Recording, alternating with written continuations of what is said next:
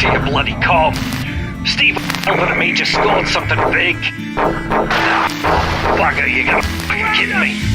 We're getting swarmed by Arlie drones. Look, I'm launching a package in an escape pod to coordinates that only Steve-O, Belvin, and me will know. If any of us make it out here, come past us. I'm not fucking around. This is gonna set us up right good. Yeah, I'm just scared. So where's my Mega City 1 TV series, God damn it? Oh, hey. I don't know. Hi, everybody. Yeah, we're In live. development. In development. Anyway, we were talking about Judge Dredd and how phenomenal the Urban movie. That movie was great.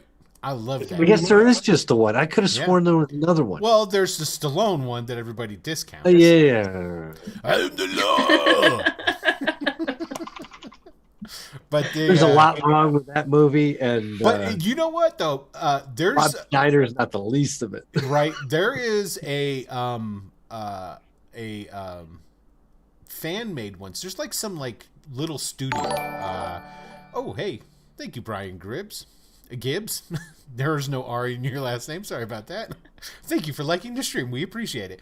But there's if you go to YouTube and look up Judge Dredd movies and stuff, there are some ones in there. There's one about a guy, Judge Minty. It's about an old judge that's in Mega City, and then he goes and he takes a long walk. It's kind of low budget for nowadays. They're modern. They do like 2000 AD comic stuff because there's a Strom Tomb Dog one even, and yeah, you should go look those. The fan made ones are pretty good. So hey everybody, hey, welcome to Return to Sector 1. How y'all doing? I'm Will DM. I am your game master for this spectacular evening where we're playing the Wicked D6, which is we're playtesting. Continuing to play test, despite what Tony says, can't just slap a cover on this thing and shoot it out the door. That doesn't work. But this is a sci-fi Western show. So comedy. The comedy. Okay. Here's the thing. Got to throw in comedy. I got to say this. This is one of the things. When it comes to, and by the way, everybody who's tuned in, we do get to the show. Most nights. my big pet peeve when it comes to streaming games is this. Pretty simple. That I hate all of the forced fucking comedy from people who are not funny and just all they're doing is they're just rolling one bad joke after another and they're not doing any. The humor has to be organic. And it has to be genuine. And, you know, like a drunk Uncle Tony helps a little bit. But he's funny when he's not drunk. I don't want him to think that. I don't want this him to is Will's way of telling us we're canceled, isn't it? Yeah. Yeah, I think so. This is how they do it at NBC, I'm sure. Yeah. So they sit down with Lord Michaels and the gang and they go, you know, this show's supposed to be funny, right? Right. So, you know, that's my big thing is like I really like shows that can hit that switch and go in between, do something serious and whatnot and get into it, and then they can switch the gears and then they can carry on. All the really good ones, like Critical Role, is spectacular at that. They're really good. They are role play experts. They nail it. The guys from the Glass Cannon, which I have to say, the Glass Cannon crew is my favorite. They're my favorite. And they stream little. Most of their stuff's all podcast, but I love their stuff. Same thing. So, but you don't want to hear me wax on about that bullshit. You want to watch some rootin' tootin' space shooting. And let's introduce these here great cast members that I got. So let's go ahead and start off with Grace. I'm wearing camo and my hair's down. Hi, I'm Grace. I'm wearing camo and my hair is down. I play Corax. She's a little bit greedy and a little mean at times. So hopefully we actually country and a little bit rock and roll. A little bit Donnie, a little bit Marie. Right. Going over my head. Donnie and Marie. Nothing. This is truly why. Rigger's over here yelling at us, go, go, go. I don't know if he's like, continue? You want us to keep on with the banter? All right, Rigger wants more. I don't know if anyone noticed I managed to slip in an extra layer reference there with the Eddie Murphy Gumby character from SNL. No, I was probably thinking about what I was going to say next. I completely mixed it. And with that having been said, Yeah. the sexy man with the clear glasses and is that a pizza hat? It's a Pizza Planet. Pizza Planet from Toy Story. That's correct. Dylan, go ahead and introduce yourself, man. I'm Dylan. I'm playing the Stranger. He's only country, no rock and roll. Pure country. Which one was country and which one was rock and roll? Am I Donnie or am I think Murray? they switched it up. No, because they both sang the same. They both harmonized that line. Okay. Or did they? So it's one of life's great mysteries. When it comes to Donnie and Marie, it's a little bit fuzzy for me because I didn't care for the show. Yeah. Like, but yeah, that's me. I'm playing the Stranger, and I am not as familiar with Donnie and Marie as some others might be. And I rhyme everything I say. That's just the way. Good luck. Have you been rhyming everything you say and I haven't noticed it? You never noticed that before? It's absolutely, you should be. I am a terrible friend and an even worse game master. Dennis is laughing at me and cringing so hard every time I rhyme something. And I don't know how to rhyme anything with something, so the bit is over. Something. All right. Last but not least, we have the man, and I think it's green, with his shaggy hair, and hold up your glass of wine. What? The also dignified Uncle Tony. Yes. I'm a few glasses in, but I find that if I don't get a few glasses in before I start the show, I don't finish the bottle by the end of the show. So, and the whole object of this is to make sure that you're on the floor at the end of the show taking a nap before you walk out. You ain't shitting me, man. I was okay. I paced myself last week, and I got myself a loaf of bread, so I'm good. I can totally see this after the cast is over. Tony's gonna be sitting there finishing off the list of business, like just reaching in the bag and just, is it Wonder Bread? It's just the like bread's gone because it's soaking up the wine. But, you ate it first. I'm thinking ahead. I've got a big cup of water ready to go. Did you get French bread? What kind of bread did you get? Of course, I got French bread. Okay, I was gonna say it's got to be a good kind of like a real, at the deli. Come on, man. Oh, I mean, man, I'm drinking wine for God's sake. Yeah, I know. Anyway, hey everybody, welcome to the show. Oh, and I'm Uncle Tony. I'm playing Calcuto del Suto Ratmano. That's you know what I think? I think of all the accents that Calcuto is emulating, I think I discovered another one that I'm kind of hiding in there. And it comes straight from Critical Role. This is a male jester. Yeah, I could sort of see that. Sure. At times, I break into jester's accent. Now, just with a kind of male we've got a booming audience right now, but for all those who don't think that Tony is actually very, very good, would you say you're a trained actor? Did you actually take classes, or is this classes and everything? Okay, all right. So forget the professional experience. Thank God I had those classes. There you go. So it wasn't the movie sets or the professional stage under the lights in front of a live crowd.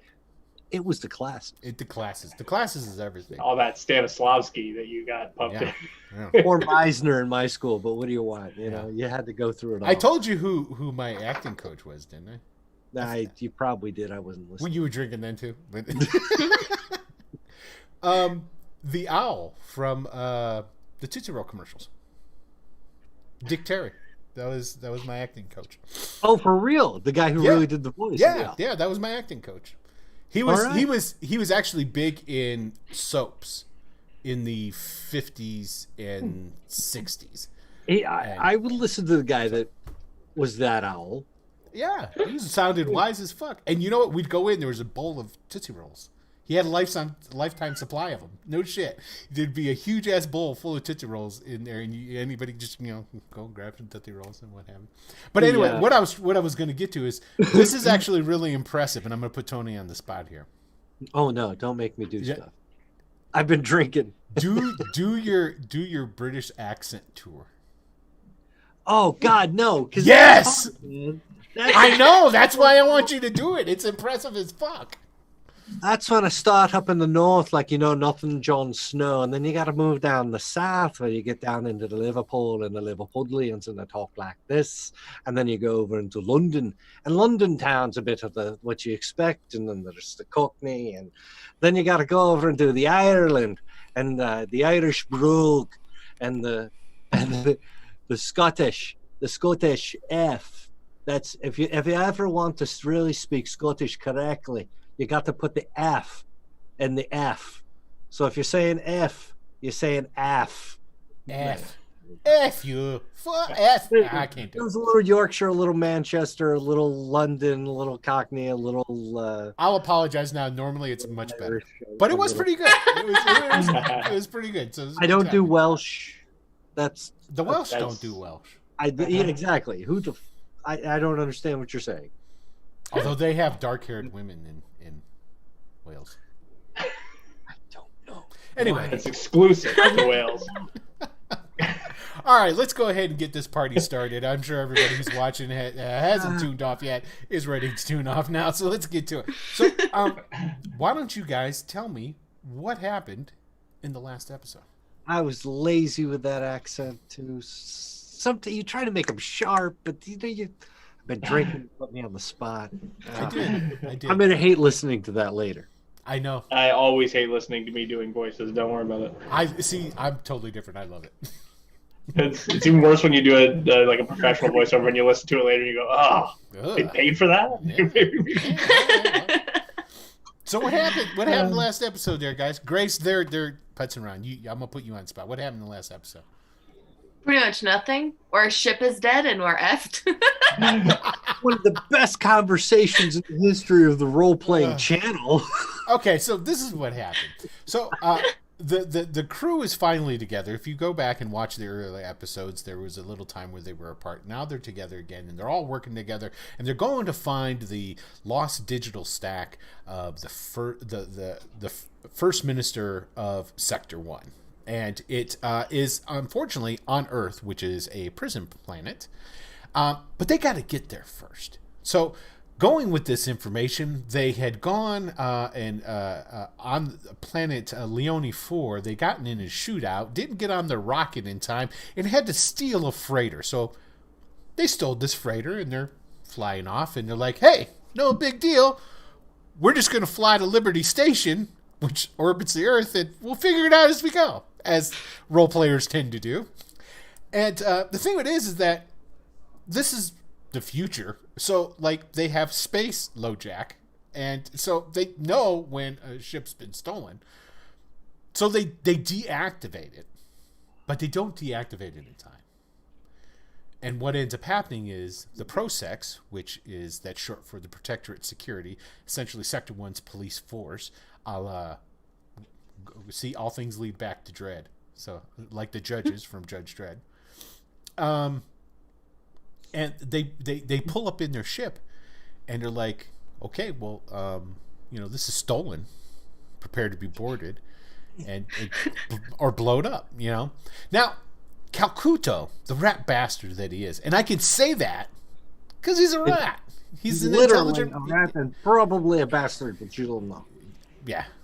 I don't either, but we're not going to get into that because I'm going to go off on a tangent. I'm going to go off on a tangent. Okay, I can't get into that. So anyway, what ends up happening is that they have that, and so the guys. Hold on a second. Hey, shh! I'm recording something over here, man. He can't even hear. Can you hear that? Who is that? That's my son. Oh. Tune it down. I can hear you. You talking? He's got headphones on, so. How old is your son? He's gonna be 19 here in a second. You know I have a kid. I didn't know how old he was. He sounds like a man. old. Yeah. Yeah, he does. That's anyway. The good news is, come August, his punk ass isn't going to be living with me anymore. The fuck out. That's right. Anyway, so where did I leave off?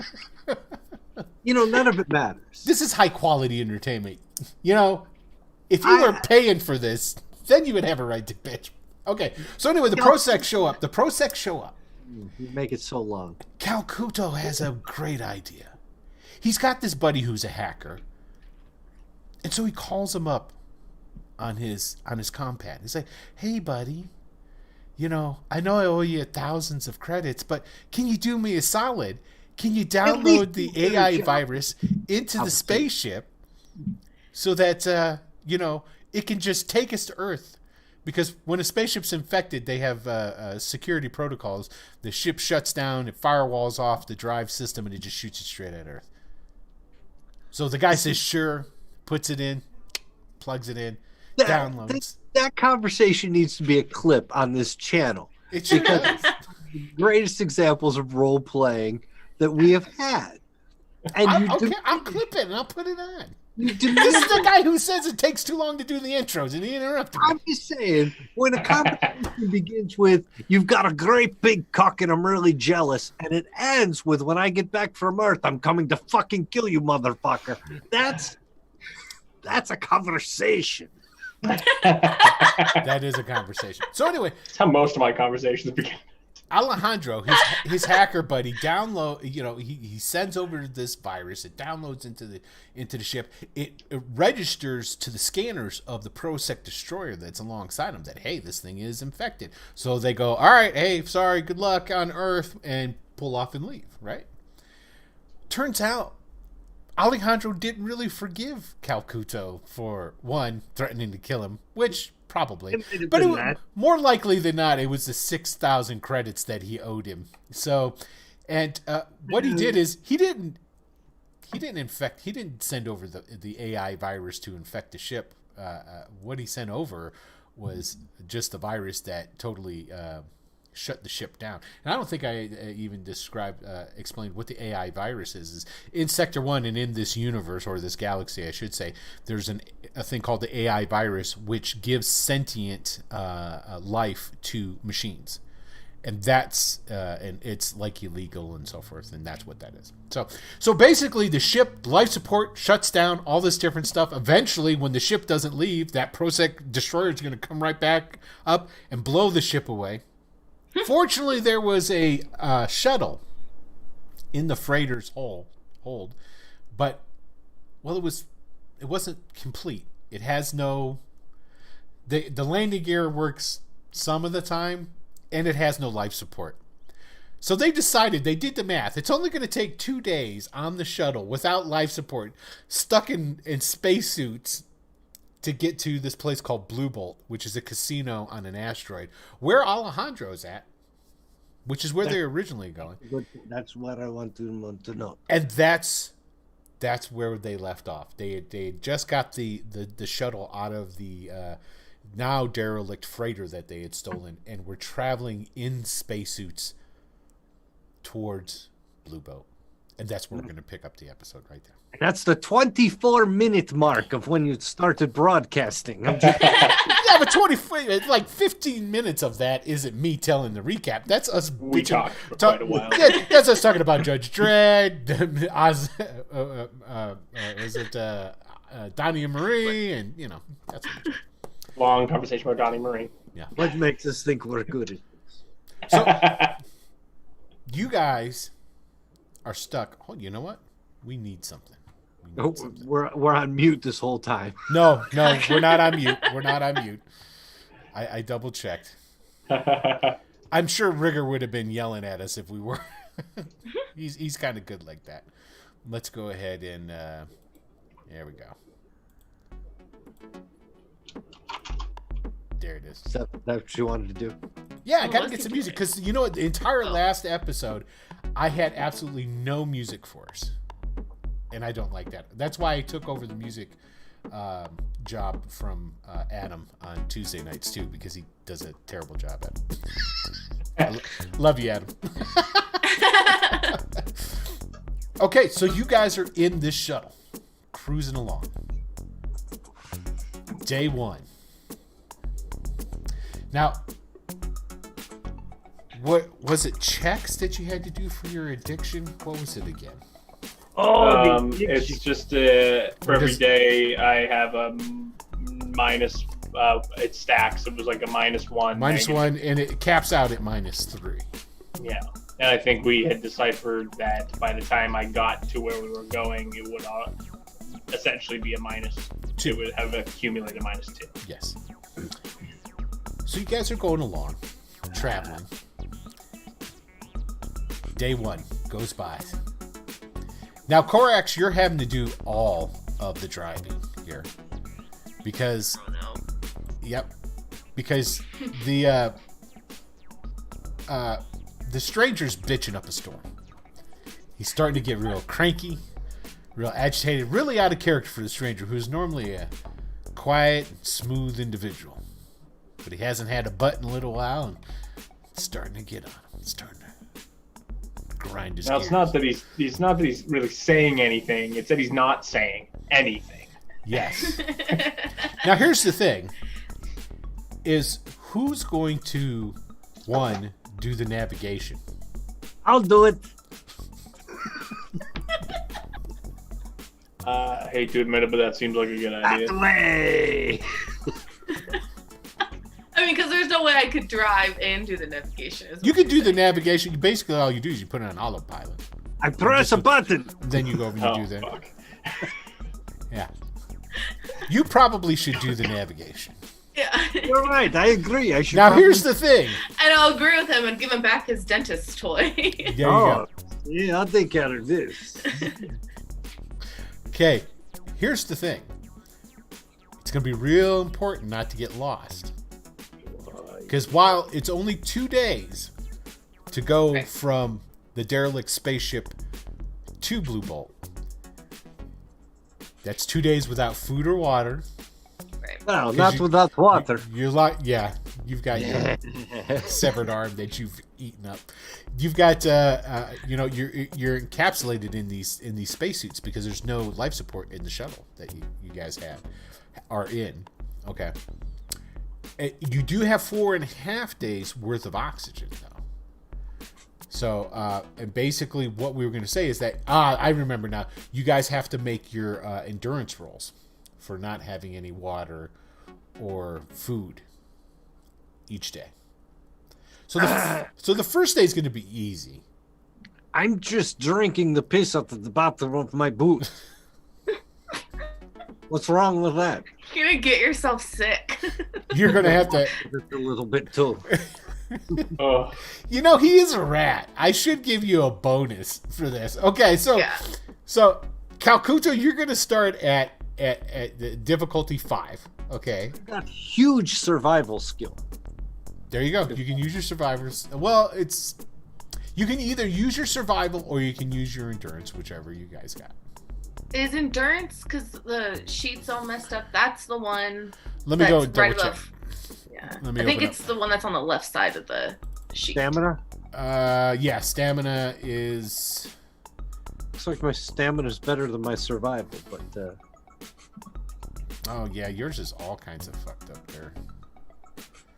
Mine? Yeah. Let me open up somebody else's. I love to make it just completely messed up. Oh, I remember now. It's strength. So you can either do stamina, which will be under strength.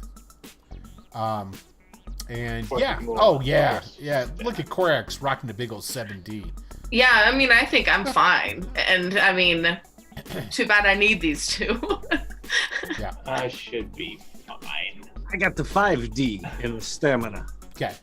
I'm drinking the piss out of my boot. Like I was saying, if you have survival, though, you can... I've only got 4 in survival. I figured I'd be better at that. But okay. All right. Cool. Go ahead and... Roll stamina? Yeah. Yeah. Now, what is my target here? 10. My target's going to be but I haven't been smoking.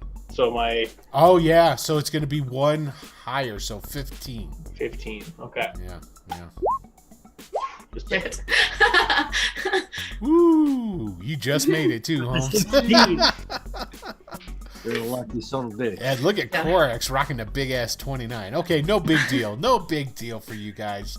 You're able to. Now, what I need, Corax, is I need you to give me a roll for the navigation. Okay, let's see. I've got pilot small craft. So basically, if you don't actually have the navigation skill, what it'll be then is the pilot small craft, and because you're using a skill that's related but not the exact skill, it just bumps up the difficulty, so it'll be a 15. 15. Yeah. I think I'm gonna go ahead and spend a fate point to lower that. That might be a good idea. Yeah, I'm a little worried. Because you don't want to get lost in space with limited oxygen in a shuttle with no life support. Oh, we got a 9! Looks like we got a failure. I can re-roll, right? You can, yeah. But here, fucking, listen. Yeah. You spent one fate point on this roll already. That means you can only spend one more. So you better make this next roll. I want to help. Can I help with a pilot small craft roll? Do you have pilot small craft? Yes. Sure. Go ahead and roll and get a D10. Okay, so you got it. So okay, so it's over there. Over there. So it's still a 15. And it's a big floppy. I'm in the spacesuit, so I'm kind of hanging out, thinking of like making the arm. Wait, it's still 15? No, it's 10. Even though he it's helped. 10. Oh, okay. It's 10. Okay. Go that way. Yeah. Oh, there you go. I was really worried. Okay. All right. So that's your first navigation roll. That's the first day's worth of travel. Normally on a big ship, you wouldn't have to make so many different navigation rolls, but this is a small shuttle. It's not designed for long distance travel. It's designed basically for like a day tops, and then that's it. Okay. So it's the next day. Go ahead and give me those stamina rolls. And mine will be at a 20 now to succeed. Yep. Corax again, rocking it like a champ. Oh. Uh-oh. Okay, so you get another negative dropped onto you. Uncle Tony's got it. So you're going to be rocking a 3D penalty. 3D penalty. Mm-hmm. Not me, him. Not minus 3D, just minus 3, right? Here's the thing. Two of those penalties he'll be able to get rid of pretty quickly as soon as he lands and starts chain smoking like a bastard. to appease his addiction. Now, I'm wondering, what are my odds of rolling higher? No, not good enough for me to waste a fate point. Well, let's put it this way. The average would be 3. 1, 2, 3, 4, 5. Yeah. So 3 times 15. So yeah, that's the average. It's not worth risking. But you gotta also it's the math is skewed because this uses exploding dice. Hey, but let me ask you a question as I'm looking over at the rest of these oxygen tanks that we are surplus here, right? We're getting there in 2 days, so we've got like 2 days worth of oxygen tanks. Now, hear me out on this. How much of an oxygen tank would it take to burn up a cigarette? I mean, if he needs to smoke, I can't even take my suit off though. You hold your breath real quick. We open the mask and shove a cigarette in your mouth. Yeah, and then he would start freezing instantly. Like, you know what? Right there. You know what he's gonna try, and I'm gonna see if I can convince you that I can make a survival check on this. Mm-hmm. Is he's gonna try and he's gonna break up a cigarette, and he's just gonna put the leaves in his mouth and chew on them. And he's gonna just do that with every bit of tobacco. In fact, he uses a pouch. He uses pouch tobacco, so he's just taking pouch tobacco and sticking it in his mouth and chewing on it. Okay, so here's the thing. Now, I gotta open your mask. No, he's within the suit. You're gonna have to figure out. It's sort of like, you know, you ever watch a woman like pull her arms in her shirt and take her bra off, sort of thing, and then bring her arms back out? And she's got it. It's like a magic trick, sort of thing. It's pretty much. You're going to have to pull your arms in through the spacesuit and do a contortion sort of dealio. Find your tobacco. Put it over in your mouth. Okay, so the rolls here. Do we have to? Might as well try. So basically, what kind of skills do you have? See, now, Calcuto is excellently suited for this because he has contortionism as one of his skills. Well, and the suit's like 4 times bigger than I am. You're right, exactly. So. I guess the best argument I can make is for sleight of hand. That I might be able to have something. Who knows? Maybe I've got it. I keep it stored in a spot, and I can sort of wriggle it out and get my hand. Yeah, I would totally buy that. It would just bump up the difficulty by 1 because it's not designed for that. And I already have 2, right? So it's still going to be, I have to get a 20s, but yes. Hey, this is to try and get rid of that. So we might as well try it. And I'm going to use 1 fate point to bring that down. Spend it. Actually, you know what? I'll use the 2. I'll use the 2 that I can use on the roll. Okay. Try and bring it down because let's see if I can avoid. Because I want to see if I can get myself to a place where I might be able to make up for that really bad failed roll so that I'm not in too bad of a place when we get there. So let's see. So it'll be, instead of 3 difficulty rank modifiers, it'll be 2. So what is it, a 15? Yes. Okay. Here we go. Okay. So I've got that. Now, do I need to make sort of like a survival check or anything like that to see if I can...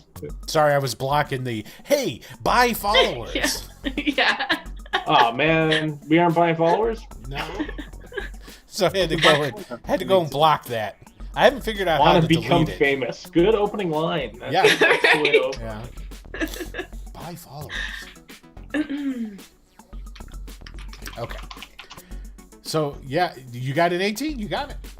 Okay. So can he, chew on this tobacco and, so basically, get, a bit of a... Yeah, so basically what this is going to do is it will prevent you from getting the -1 for the addiction for the first day. Okay. So the only -1 that you accumulated was for the poor roll on your stamina. On stamina. So I'm down to just 1 negative rank modifier. Just 1. It's just 1. Okay. Yeah. Okay. Fantastic. Okay. Day 2. Like the cocoa farmers. There you go. Corax. Give us that navigation roll. Okay. Is it still at 15? No, I press a button. Oh, yes, still 15. Yeah, because you don't have actual navigation. Press a random button. You gonna spend another fate point? Oh. Yeah, I'm just trying to decide if I want to spend 2, if I want to go through that heart attack again. I'm just gonna spend 2 of them. Okay, so it drops you to a 5. So you really gotta fuck this up.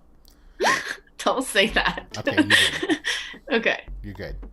All right, so you got the navigation down, no problem. All right, now it's the second day out. I need the stamina rolls from all of you guys. And what's the goal here? Still, if you made the first one, next day would only be a difficulty higher, so it'd be 15. 15. My stamina. Holy crap! Corax is a machine. That's exactly what I needed to pass there. So nice, that is good. I got 15. We both got exactly what we needed. Yeah, we both got exactly what you needed. Okay. Maybe tomorrow we spend the fate point. Yeah. Now here's the thing. Give me another sleight of hand roll because you're gonna have to repeat this process. Now I'm thinking that since he's not having to, they're doing all the flying. He just keep his arm right here and just sort of when he needs to. Okay. Maybe, just for 2 days. Yeah. Just sitting there. Just all across his chest. How's it going? Hopefully it's your left arm or you're non-shooting. Creeps down to your pocket, you just see a cigarette come up. And with the other one, he's spinning his blaster and occasionally holding it to his own temple, and I'm no, spinning it again. Okay, you guys are making it. Second day goes by. you're starting to come in. You see, sensory readouts on the control panel ahead of you there, Korax. You're on the outskirts Slap his hand. of the Kuiper Belt. Okay. Now, because of Calcuto and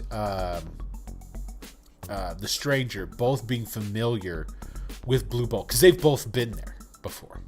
Okay. I think we established the only one of you three that hadn't been there was Korax. Right. Okay. And so they're able to direct you. So you're flying on the outskirts of, lazily going in between some of these, asteroids. Asteroids. And, but you're still on the outside. You're not into the thick part of it.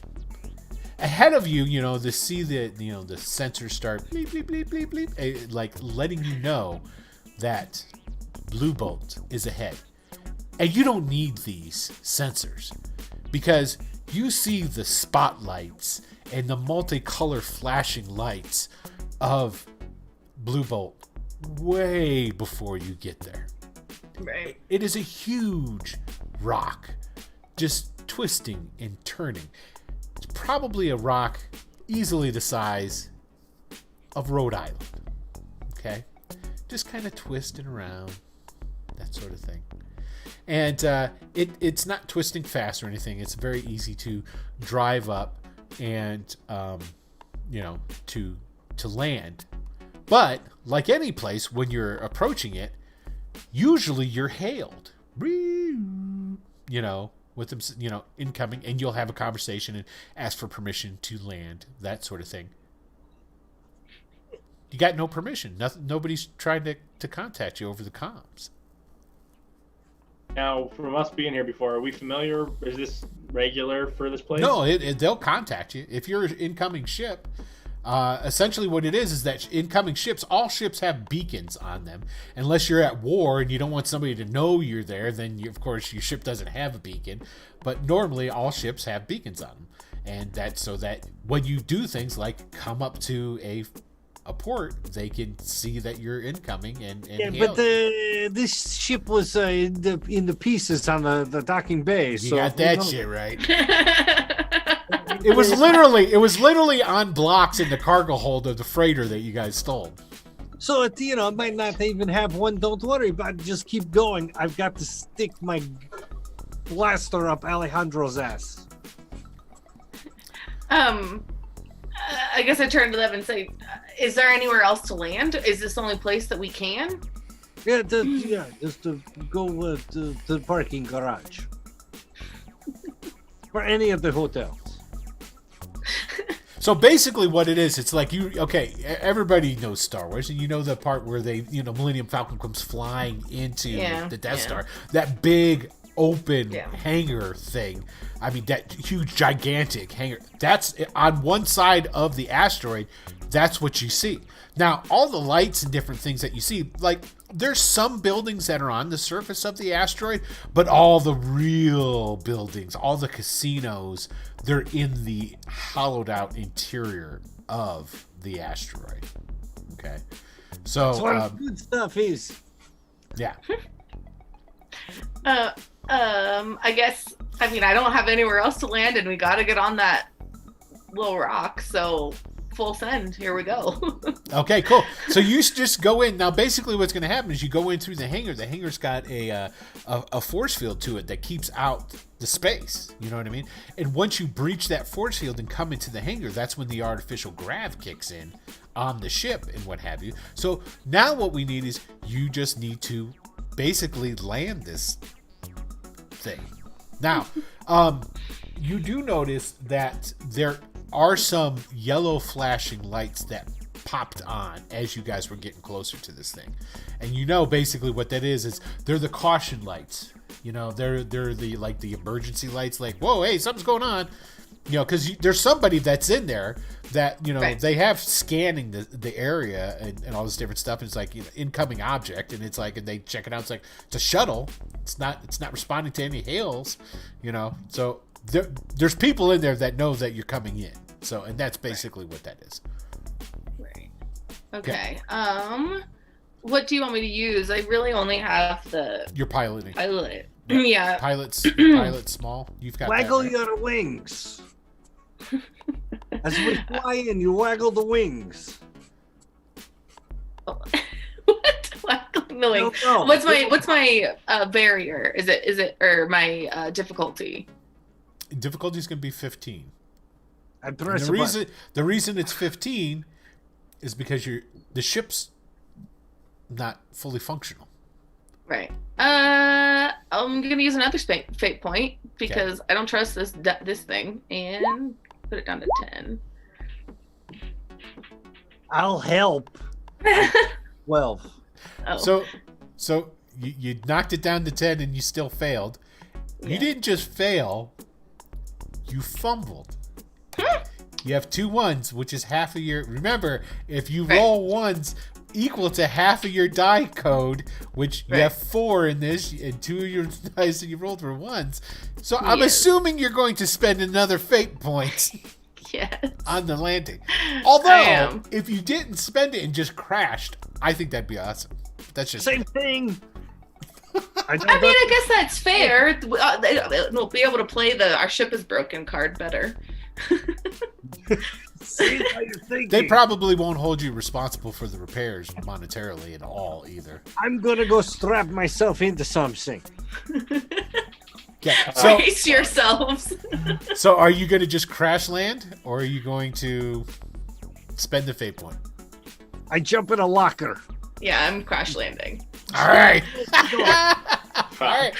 So basically what happens is you come through and you start, you know, everything's pretty much normal in the fact that, you know, you're able to decelerate. You come in, you pick an empty space on the, I guess, the interior tarmac of this place here, and you just start going down. Now you see, like, it's sort of like similar to like a modern day airport where there's a bunch of like vehicles with the yellow flashing lights that are coming, that it's like the crash crew, and you can see with it there's like paddy wagon, I don't know, for lack of a better word, that's coming with security. They don't know what the shuttle is. They think some crazy person on board? They're probably right. You don't know. This is... come on now. Yeah, so security's got to be there. So anyway, you see them rushing over. You're coming in. You're decelerating as best as you can. And essentially what it is we already know that the landing gear doesn't work on this thing. So one of the landing gear things does come down properly. Good, that'll help. And then the other 3... don't. That's the problem. One comes out kind of partial and whatnot, so it comes and it slams, boom, and hits the metal flooring of the tarmac and spins, and there's tiny metal sound. Okay, so you have a choice, because this is going to be very jarring. Some of you guys might take some damage. We don't know. I take the damage. So first thing we want to do is I want someone to roll 3d6 for me, just to see what kind of damage is going to happen to the shuttle. The lower the better in this regards. That's actually pretty good. That's actually pretty good. It was under what we were looking to go for, which was 10. Lower half. Yeah. So okay, so we're good there. So it's not like there's going to be a ball of fire erupting out of this thing or whatever. I told them to brace themselves anyway. So Calcuto climbed into a locker. So. Right. Yeah. Okay. So now I just basically want you guys to all give me a stamina roll. It's DC 10, basically to avoid getting 15 for me. Oh, that's the closest I have been. I failed. Oh, it's the best thing I felt all day. Do you want to spend a fate point on that? Your chances of making it are pretty good. Yeah, sure. I wish I could help you with how I feel. No. Oh no! I'm not doing it again. That's it. Okay. I'm accepting my fate. So basically what happens is as it smashes and whatnot, there's a bunch of stuff in here and cargoes. And I mean, again, of course, I'll continue to quote sci-fi movies as they are pertinent.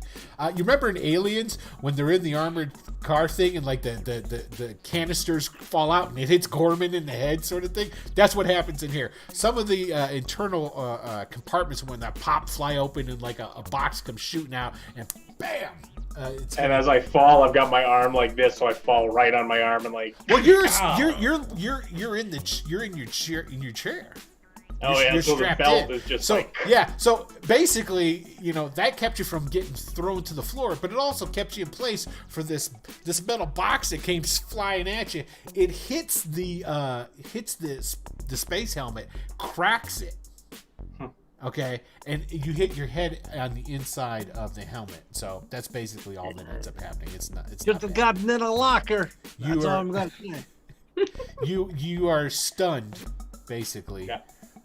You'll be stunned for like 10 minutes, but being stunned, you get another cumulative minus 1 DRC, negative DRC.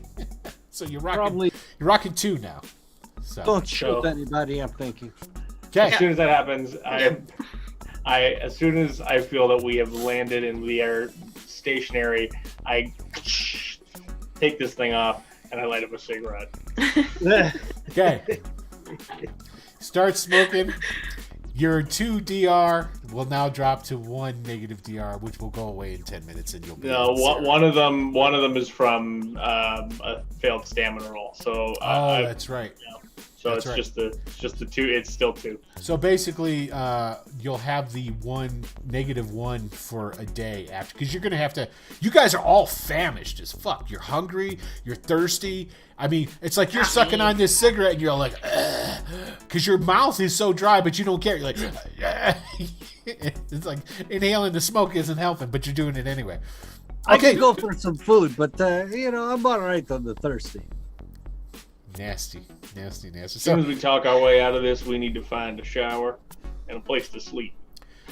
Okay, so the ship has come to a rest. What are you guys doing? Oh, I'm going to wait until the door to the shuttle opens, and I'm sure we've got some kind of equilibrium to the air pressure and whatnot. Plus, when I open the helmet to this spacesuit, there's going to be a god-awful smell like you've never smelled before.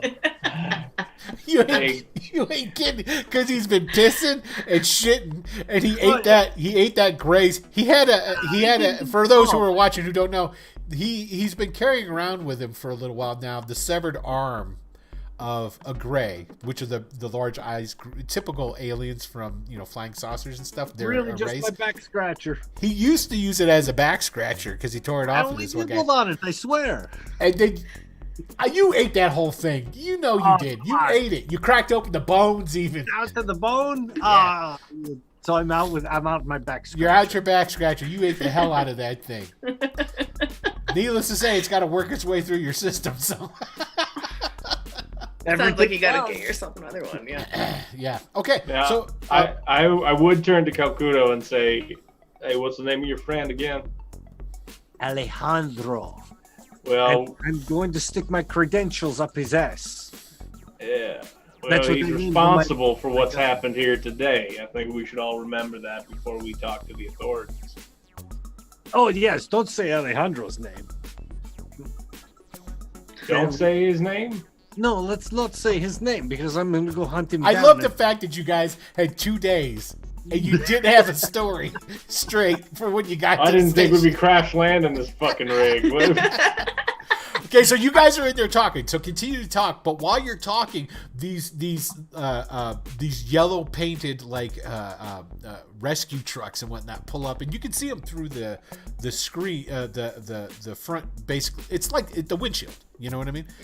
But it is the windshield it's got a film on it. Okay, so it's sort of like they can see that people are in there moving around, but it's like a light tint, so they can't totally see you guys. But you can see out perfectly fine and see them. Help me! And you see them getting out the big space jaws of life, and then you hear them working on the ship. Help me! My leg is broken. Okay, go ahead. Continue. So much pain. Hold on. That's all right. They'll be here in a couple of minutes. And as he reaches for his Pringles can, yeah. You're still in your spacesuit. You haven't opened it up yet, have you, Calcutta? Oh, I'm just trying to wait till the outside door is open. Oh, my brain is broken. Real muffled. Yeah. I'll just sort of bang on the door a few times, like, little help. Well, you guys can continue to talk through your plan. I mean, yeah, it's not going to take long. You hear the metal going. I think. Can you hear me both? Because I think I may just tell them you kidnapped me, if that's all right with you guys. No, what? No. Oh no, I'm just an unwilling person here. They kidnapped me and threw me in the ship. Look, I don't even fit in the spaceship. In the suit. No, we have a perfectly good alibi in the fact that our ship was taken down by a techno-terrorist of some sort. This fellow who, of course, is friends with you. Why wouldn't he be? He's a fucking asshole. Yes, but don't use his name. Yeah. You don't, just so you have the privilege of killing him? What is that too much to ask? I mean, we're here. Yeah, I think it is, yeah. I think that's too much to ask. If it gets us out of this mess, crashed into the fucking airport, I think they're going to have some questions. Well, let's try to blame it on him, and then they'll call him in for some questioning, and then we get him with a shiv in the side. Or we'll save his name as a last resort, so that we have someone to pin this thing on. If it comes down to it, we'll give him blame. I think he may still be of some use to us before you kill him. Thank you very much. Okay. And look, for the both of you, when the jaws of life finally break through with the side of the ship here, I'm going to open my helmet, and you're not going to want to breathe for about 5-10 minutes. And the door's open. I did that on purpose, Tony. So the door's open now. And you see the heads of these guys. They're in like yellow full piece, like super like rubbery suits. With they're totally covered. It's sort of like if you're familiar with AIM agents from Marvel comics. They're sort like of the yellow suits. Yeah, completely covered yellow suits. Got a little beehive kind of helmet on. And the guy. Is there one on here? There might be one on here. No, those are all heroes. No, there's some bad guys in there. Oh yeah, Dormammu's down here. Green Goblin. Doc Ock's in here somewhere. Anyways, I thought there might be one on there. I can't. No, I don't see one. Anyway, it tears open a hole big enough for you guys all to get out, and one of those guys' heads pops in and goes, "Hey, is everybody okay in there? What's going on?" And then he comes up in. He comes walking up in, and he's got like a comm pad in his hand, and it's like you can tell he's like taking readings and whatnot of the interior, checking it out. And he goes, "Oh, it all checks out. There's nothing dangerous in here." Yeah, ship systems went down while we were coming from Leone 4. Yes. Thank you. You're welcome. And we needed to make our way to an intermediary spot on our way to the space station around Earth, whose name I cannot recall at the moment. Liberty 1. Stranger can. Liberty 1. Okay, that's fine. Why don't you guys come on out here? Come on, and we'll go ahead and we'll get this all taken care of. Quarantine up this ship and put it aside there. I'm sure the security here is got a couple of questions for you guys, and want to ask you a couple of. Well, yeah. All right, go ahead, go on out. I'm sure they do. Yeah. So you guys now. As we walk out of the ship, where are we in terms of? Like, is there a fence nearby? What, like, are we inside of a hangar? You're inside the hangar, but there's like essentially it's still you're like huge open spaces. There's tons of like big freighters that are docked to the ceiling up above. Okay, and then there's a bunch that are on the ground that are on like platforms down. Okay, the ones that dock on the ceiling, a tube comes down, they go up and they go in through that way, or but you're essentially in a great big open space on the tarmac of this landing pad inside the asteroid there. And you guys exit. Yeah, I do. When you exit, standing outside, of course, there's like a squad of like 12 of these dudes in their yellow suits and whatnot, and they're going about, like, some of them are spraying down the ship with a foam and different stuff along these lines. But there's also a group of 4 men in gray. Security, got security hats on, they all have blasters at their sides, blaster pistols. One of them is holding a clipboard, and one of them looks like he's got some sort of insignias on him to make him look, well, he's in charge. Oh, we got something went bling. It was me. I thought it'd be fun. Oh, thanks, man. Oh, look at that, Dylan. All right. Oh, now everyone knows my middle name. Oh, I didn't see it. Christopher. Twice on there. Oh, I knew it was you, Christopher. The name's so nice, Twitch said it twice. Yeah. So, okay. So, as you guys exit, these guys come walking up to you. He goes, "Hello? Is this your ship?" Of course it is your ship. You are the ones who are crash landing here. Can I get your names, please? Gregory Peck. Gregory Peck. And you can say, as you say, the one guy's talking, the guy standing next to him is all like, well, he's not writing. He's like he's got his compad. He's all like, bleep, bleep, bleep, bleep, bleep. And the rat over here, that's... I'm sure the rat can talk for himself. What is your name? Bert Lancaster. Bert Lancaster. Yeah. I've never heard of a Ratamana, or what do they call your... Radmano people. I've never heard of a name called Bert Lancaster. It's not common, but I took my wife's name. Oh. You still have your helmet on, though, right? You haven't taken it off? Yeah, for now. Okay. And did Korax take her helmet off or no? Yeah, I would have taken mine off. But for clarity, does this guy have a mask on? No, none of them do. Then I'm getting out of the helmet right now. Okay. Okay. And he looks at, and what is your name? Did she answer him or just like? Oh, you're talking to me. Yeah. Oh, sorry. Yeah. I'm Jill. Gosh, dang it. Oh my God, man! What the hell is wrong with you? Oh, quick! Someone get to. Oh, and then I'll start backing up from you. Like, oh. That's what happens when you don't have any life support and you're a rat. Oh, that's the foulest thing in the world. Put your helmet back on. What are you talking about? We'll take you. You smell bad. We're going to take you to the decontamination area, and you can get cleaned up. We will destroy all that stuff. I'm sure it is no longer good. We will provide you with clothes.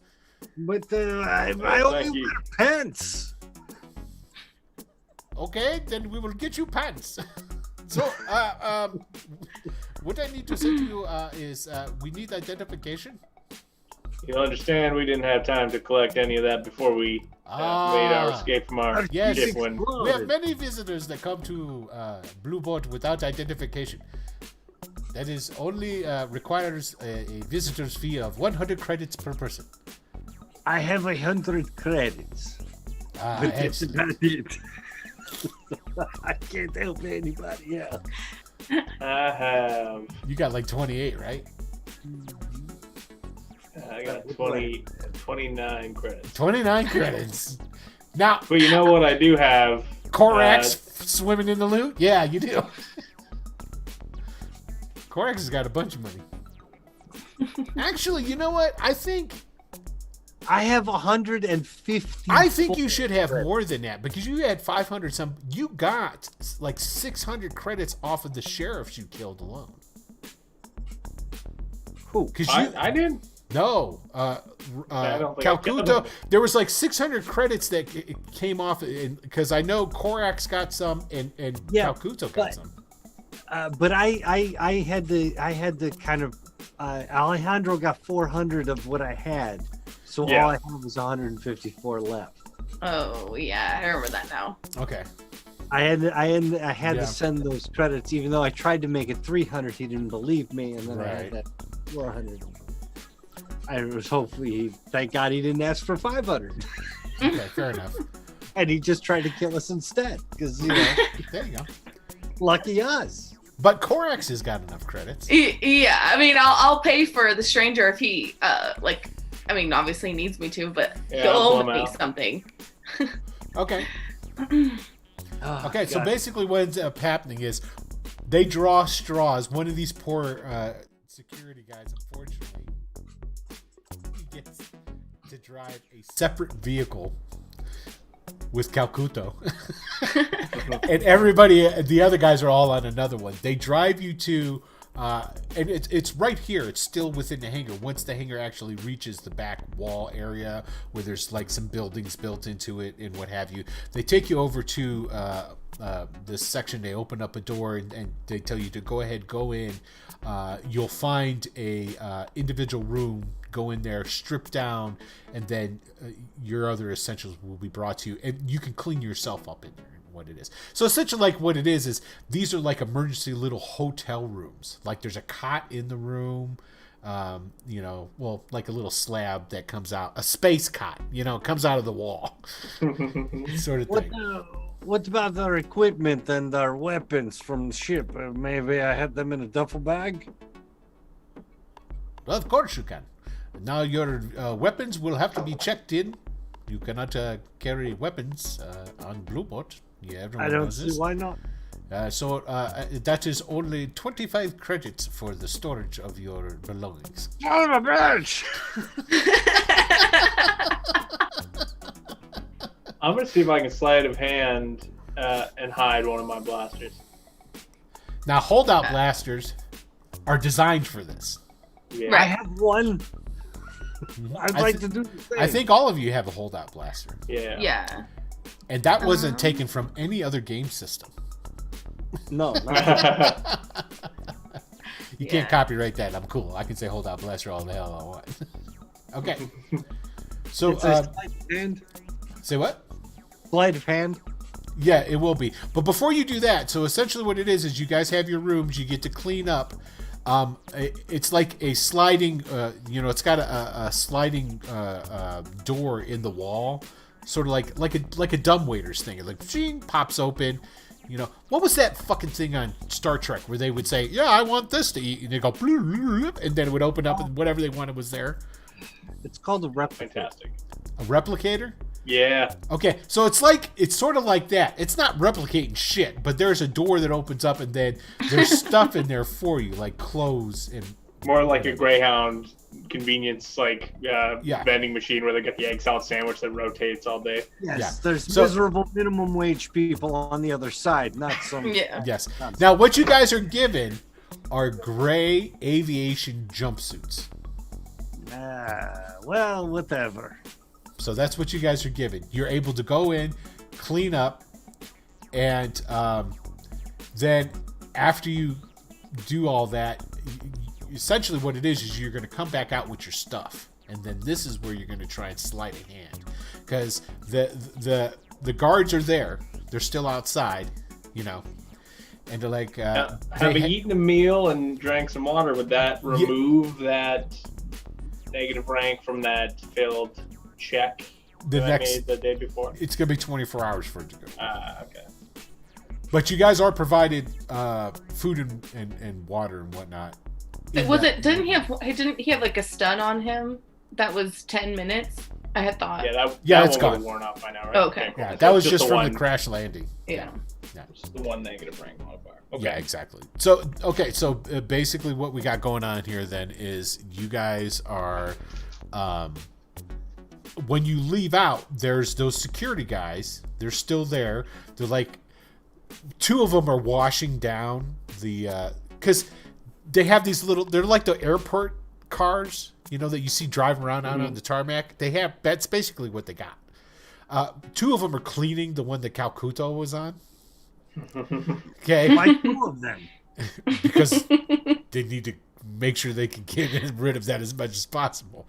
And then the other 3 guys are there. So when you come out, there's like it's a little bit bigger than a mini fridge, and it's got a hatch on the top of it that's open, and it's got wheels on it, and it's it's a portable safe is what it is. So you guys will put your equipment in here, it'll close up, they'll do the do, and then it'll drive off, and it goes into the stack where all these are kept. So when you come out, the security guy goes, all right, now if you would please put all of your weapons and paraphernalia that would be considered a weapon, that does mean... And he starts listing off a bunch of stuff. Axes, pickaxes, vibro knives, grenades. And he goes, so that there's no misunderstanding. And you know what to do with these. You walk over, you would just put your stuff in there. And it's got a rotating shelf, and it just goes... And so there's a new shelf for somebody else to put their stuff in. I mean, so would we know if we have to like go through? I mean, no, I wouldn't. I guess so. Never mind. All right. So I have a positive. I have hand-eye coordination. This is one of my advantages, and I want to see if I can apply because it says a +1 positive DRC with blasters. Now, I'm wondering if I can apply that to to the sleight of hand with the blaster to try and sort of pull some fancy handwork, try and slip it into the... I'm trying to avoid using the fate point. So you're wanting to use another skill to give you a bonus to the skill you're going to roll is what you're looking to do. Well, it's not a skill. It's just that advantage of the hand-eye coordination. Is one higher than the other? Is basically what it is. No, it's just one of the advantages on my sheet. Not really. Quick draw and hand-eye coordination. So it gives me a +1 DRC with blasters. I mean, I think it's a good argument, frankly. All right, then I'll give it to you. Okay, so basically, gotta convince the other players. I know the new trick. Okay. So basically, the difficulty is 10 for your sleight of hand. So you would have had a difficulty of 15. It's going to knock you back down to 10. Okay, that's all. That's what I was hoping for. Okay, so who's all trying to do this here? I already rolled it. I got the 17. See. And I got a 17. So I didn't even need to do all that politics. I guess I will too. No, I don't have a sleight of hand, so I can't. I don't want to. Yeah. I guess if we get into roll it. Agility at a higher DRC, right? Hold on a second. I'm gonna. Grace, give me. Or I should say, Corax. We're in game. I mean, what's the likelihood that? Oh. Roll me a straight up intuition. And get the we're still rolling for a D10. I'm not D10. A 10 difficulty. So roll your straight intuition. As an attempt to do the sleight of hand. No, this is to see if you recall some information. I'm not just going to give it to you for free. Oh, okay. Well, no. Okay, then I'm not giving it to you. Okay, so are you going to attempt to or no?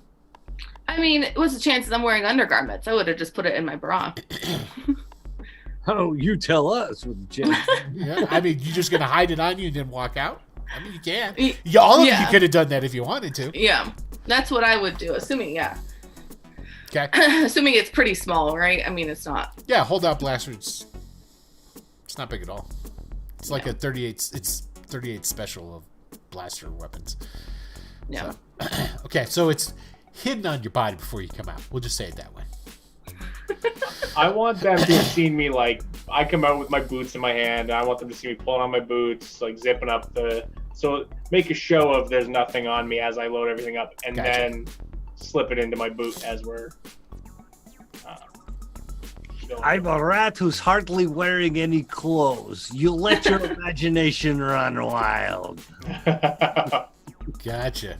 Okay, so now we're going to do some rolls for something else, and I need both Calcuto and Corax to roll me 4d6 each. That's it? You're not going to tell us what for? Not yet. Are they going to be exploding? Oh, yes. Exclamation point. Oh. I think I need a space. Oh shit! I may want the fate point. I didn't tell you if high or low is good. Okay.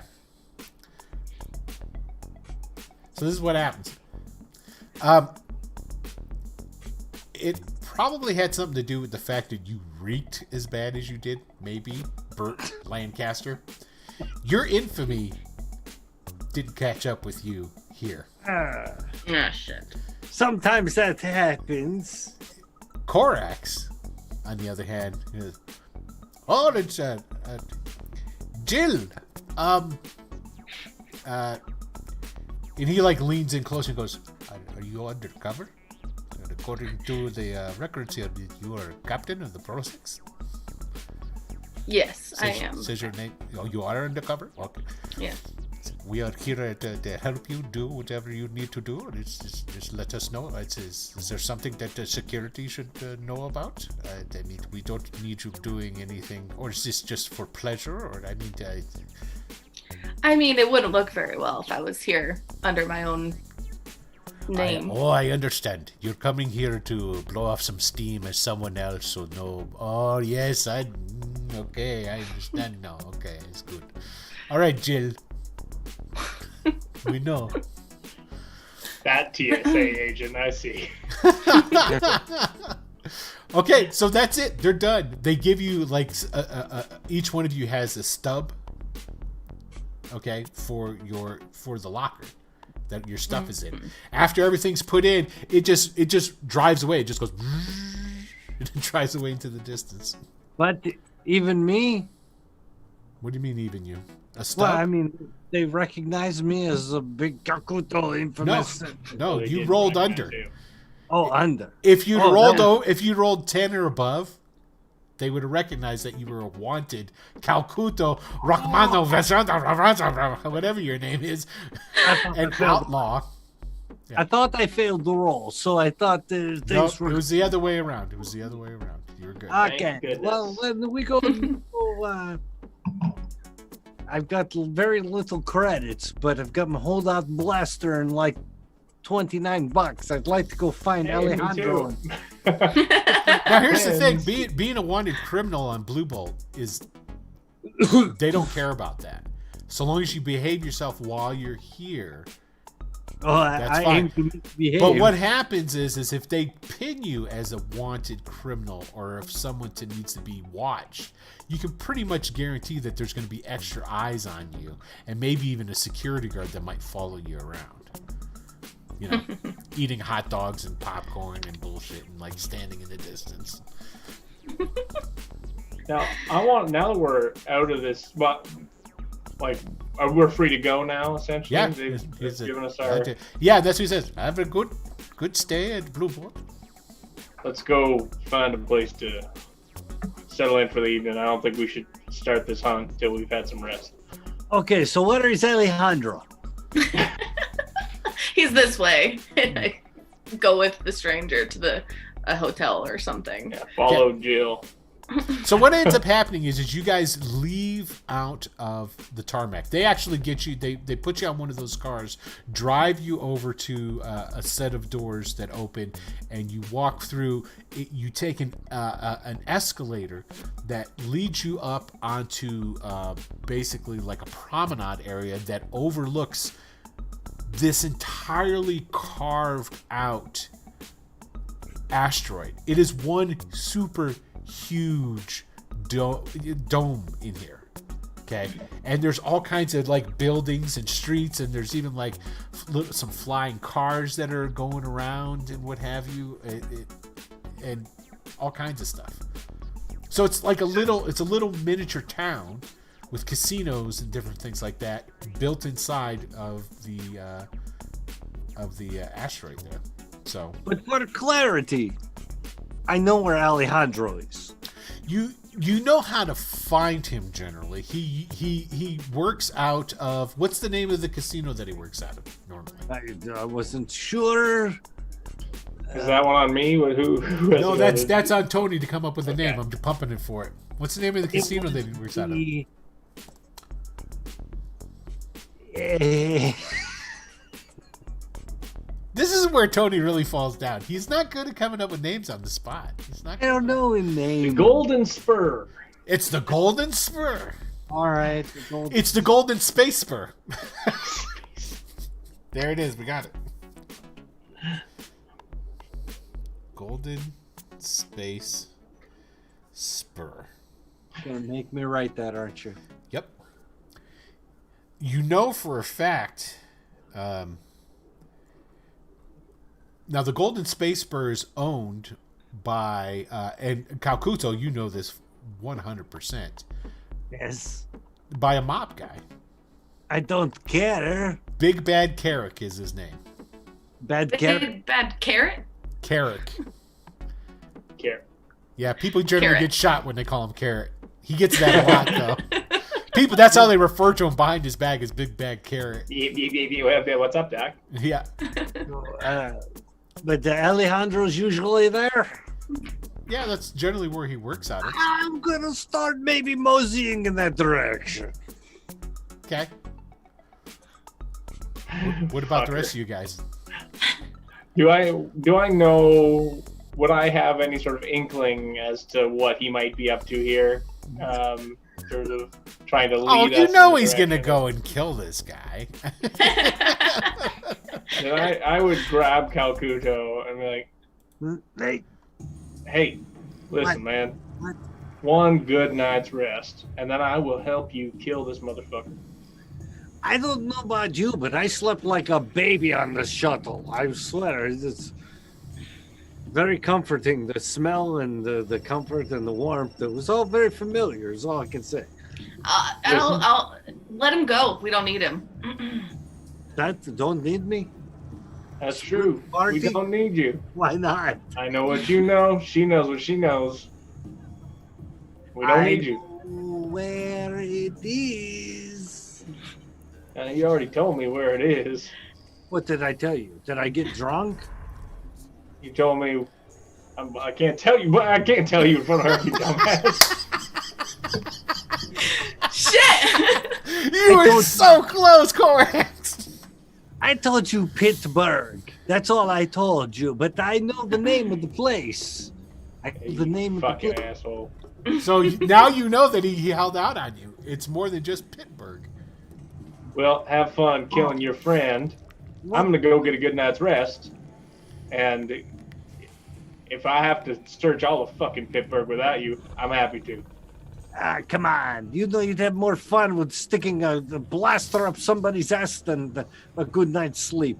With good night's sleep. What is a good night's sleep to people like you and me, huh? Think about that. Yeah, fuck it. Let's go kill this asshole and try to Don't get let it. him pull you into something you don't want to do. We've already established that Calcuto doesn't think past go, okay?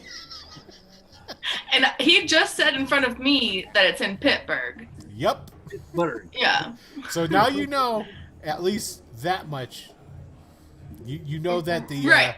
where, I know which pod and where, as far as like general area. Yeah, Pittsburgh. You know Pittsburgh. You don't know where. That's the missing link.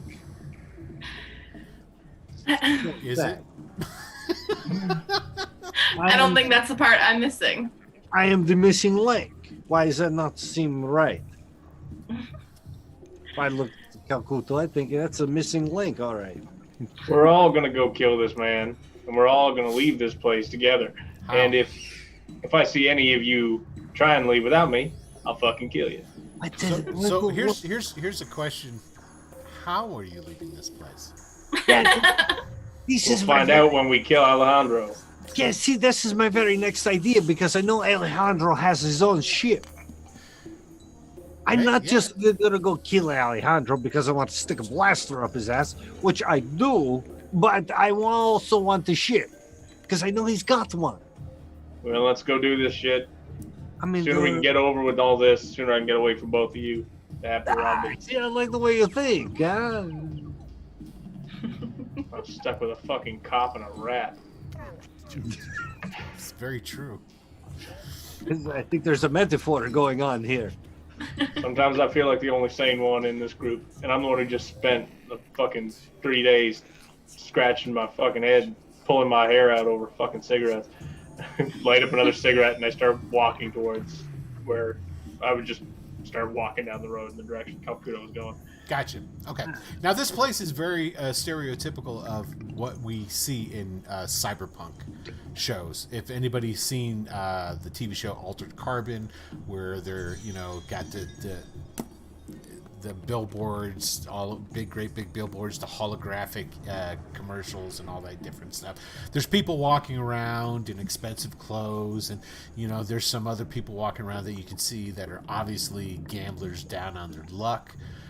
There's tourists with big, long, neon-colored drinks with straws coming out of them, and we're in New Orleans.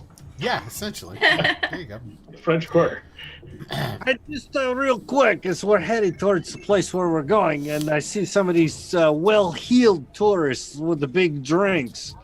I've got a bit of the sleight of hand. Any chance I could pickpocket some of them, or one of them, or some of them, or whatever? You could definitely use sleight of hand to pickpocket somebody. Because I'm broke as a bitch right now, and I really could really use some coin as I'm going around this place. So, how exactly are you going to do it?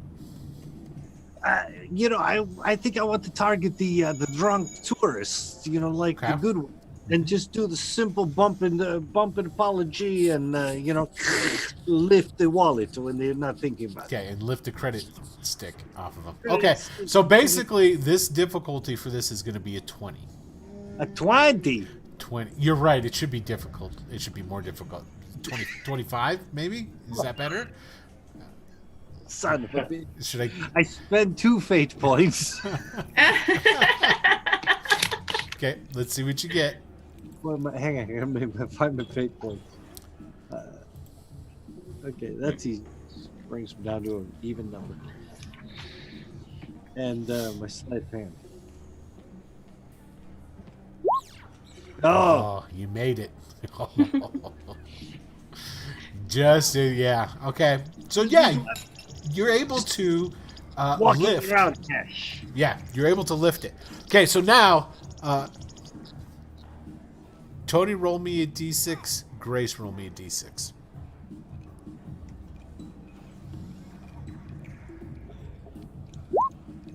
I got the floor. Okay, this is actually good. This is actually good. Now go ahead and roll me 2d6, Tony. Why is all these... There are a lot of rolls. That's because I randomize shit. You know how it is. Yeah. Excellent. I've got 8. I didn't explode it, though. I didn't know. You've got a data stick. Now, not data stick, sorry, a credit stick. I was like, why do we want a data stick? You have a credit stick. The thing about credit sticks is they can be secure and locked. It's got a 50% chance of being secure and locked. So go ahead. Do you want high or low on this one, Tony? I think I want the high. Okay, so you got to roll over 50. 51 and above. 1d100? Yep. Come on, big numbers. Nice. Okay, it is not locked. Nice. This is obviously this person is smash. You did. Well, besides being smashed, you did your job right in picking out your mark. It's like that person looks like they're rich, somebody who doesn't give. Like and drunk, this is somebody who doesn't care enough to lock a credit stick that has 8,000 credits on it. What? 8,000 credits. Yes. I'm gonna put that on my. That's what the original roll was. If Tony beat your first roll, it was thousands versus hundreds. Holy shit! They're loaded up. They just left the casino. And it could have been locked. Yeah, they just cashed that in was the chips. Headed to the ship. only good night we're gonna, or the good luck. Again, I tell no one. I know you do. It's like, he's got that look in his eyes. Does. He totally. You know what's up because he gets it, and he's like looking around afterwards. He's like, what? Yes. What? Nothing. I got the message on my phone from my mother. Fuck you. Yeah, as he holds a credit stick in his hand, his comp pad is nowhere to be seen. Okay, so you guys head straight over to the Golden Space Bar. Yeah. Make me change this. Oh, man. You had an Yes, opportunity right there. to pick the name, and you fell down, man. I don't know what to tell you. I know. I should have risen to the challenge. All right, so hey, guys, heading this way. Where are we going? We're going to find Alejandro now. Yeah. I mean, I'm going with you, and if Korax decides to leave, Do I'm you going have any to disadvantages, Calcuto? That Oh, I've got lots of disadvantages. I know you do, but anything that would make you like, if you just had 8,000 credits drop in your lap, that you would automatically go, well, I can kill Alejandro in a minute. Oh. I'm greedy. Okay, all right, that's But about it. So you don't that's have not gambling. You don't have No, gambling. I'm infamous, and Yes. I'm pretty gullible. So Now keep in mind, the more you bump into people, they're gonna. You being infamous means there's more opportunities of other people to know. No. You are. At this point, I think I'm good just finding Alejandro, because holy shit, that I just hit the jackpot. Right? So let's go find him, and maybe I get a twofer for my money. Now, I'm going to put forward an idea here that maybe you wait outside and let me ask where he is, just in case he's talked about the dumb fucking rat that keeps ruining all his plans. Out. All right. You're right. I am. You are infamous. recognizable. Yes. Oh hell, the people at the Golden Space Spur know Calcutta. He's been there before. A couple of times. If Calcutta goes walking in the door, they're gonna know who he is. And well, now would they know me? If I've No, been you're here? not infamous. Perfect. I- Then I- I'm going to go in ahead and ask about. And maybe aside Korax. from that, Calcutta is Come known with me. more here than even Korax, who also has infamy. But because Calcutta, you've come here and done hung out with Alejandro, you've gambled, you come to Blue Bolt, so it's like he's like it's not like Norm, but it's like, oh, it's that fucking rat again.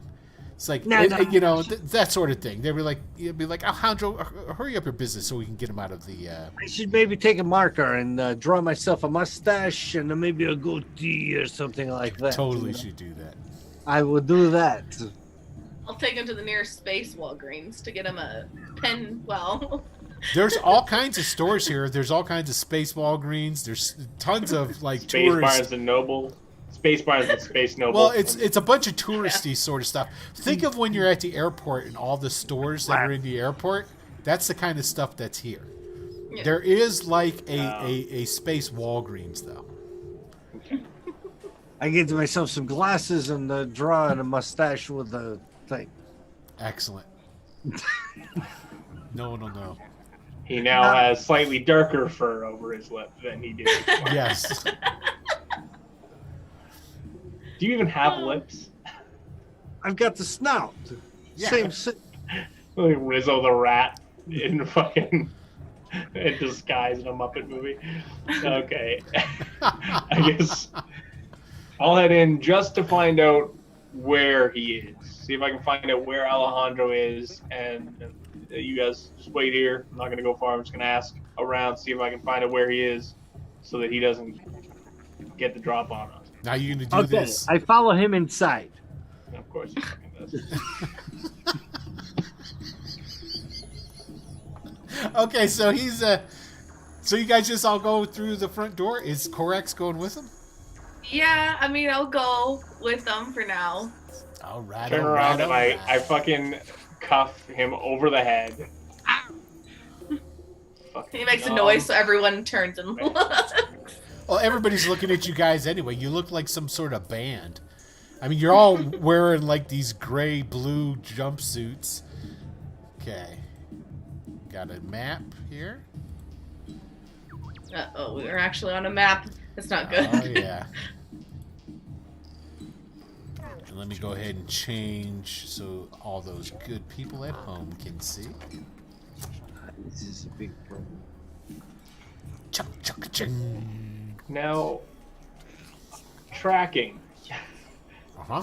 Is that a skill that I could use in a city? This scenario? In a city? Could. You could. Okay. Just have to know how you're going to track.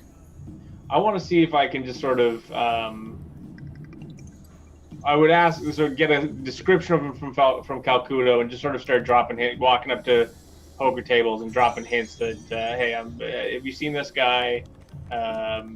You know him? Asking the dealers, just sort of get a sense of. Try and be. Okay, get rid of that. That was the city.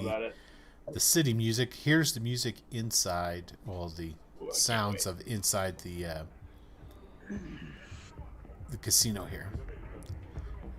Okay, now you guys see the inside of the casino here, right? Yes, we see it. Okay, go ahead. See this white thing right here where I'm pinging right there? Yeah. That's the front door. Go ahead and drop your guys there. Drop yourselves in. No, you're a little bit bigger than you need to be. I'm going to shrink you down a tad. I don't like it when I get shrunk. I know. But it helps you save the kids. Or whatever. I tried a Honey, I Shrunk the Kids joke and it failed miserably. Okay. Alright, so here we go. You guys are all walked in. This is the interior. These are, as you can tell... Oh, wait a minute. Needs a deal. Oh, hold on. I'll put that there. And I'll bring this dealer over. It's gone me wild. Okay, so these are poker tables. Space poker. These are slot machines. Okay. The slot machines are not the really big stand-in ones. They're kind of like more... They're only like... When you're sitting down, your head's still over them. So you can see that there's tables and whatnot over here. It's like instead of having the panel up like that, it's laying down. Does that make sense? Yeah, more like tables. Yeah. Then this is like space craps going on over here. What space craps? Yeah, and then over here you've got this is a bar, but over here is what do they call that where they exchange out and give you like pay out for your chips and stuff? Is that it's not the pit. Cashier's cage. Cashier's cage. Okay, that's this right here. Oh, what does this guy do here? Which guy? Talking to Calcuto. Like, what does your friend do in this casino? I believe he's in the kind of a technical position, but I'm not really sure. He might just be gambling here. Well, fuck. Okay, and I'll start. You do know that he works. He works for. Let me double check this guy's name. What was it? It was Alejandro. No, not Alejandro. Oh, not Alejandro. Oh, Big Boss Carrick. Oh yeah, Carrot. You guys are gonna mess that up. You're gonna call him Carrot. I can see it already. But do you know what Carrot does? I don't know nothing about who runs. Yeah, you know who. You know, Carrick is. He's part of the syndicate, man. He's a mobster. Okay. There's a space mob too. I mean, of course there is. There's always a space mob. Yeah. But is that like? So all we know is that he works for the space mobster. I'm sad to hear that he's working for the space mob. Well, you're getting your information from Calcuto as far as what he does is. Right. So I want to go up and just ask the nearest dealer, sit down at the table. There's one right in front of you, right here. And just ask, hey, we're looking for Alejandro. Any idea where we might find him? Okay. Hold on a sec. Got to be something. And she looks when you guys come in, right? She when you sit down, she looks you over, and then she looks behind you, and she's like, "Oh, Calcuto." Hello there, darling. What did you say, stranger? Whoa. No, as in just she doesn't. Stranger, as in I don't know who you are, not your name. That's why I spelled stranger. He gets that a lot. Yeah. Well, I'm trying to find Alejandro. Yeah. Hold on a second. And she like picks up a phone from on the table and like beep beep beep, and you see her like. And I grab Calcuto and I just sort of and I whisper in his ear, "Get the fuck down on the ground." Roll perception. I'm going to hide. Okay. Go. First, I want all three of you to roll perception. Okay. Perception. Hiding in a casino is really difficult to do, I can imagine. 14. 21. Okay. Blackjack. Wait, we're all rolling Perception. perception. Yeah, mine's under intuition. Gotcha. There it is. I see it. Okay, so you Nice. guys all notice. Yeah, these security guards are coming up to you. Ay.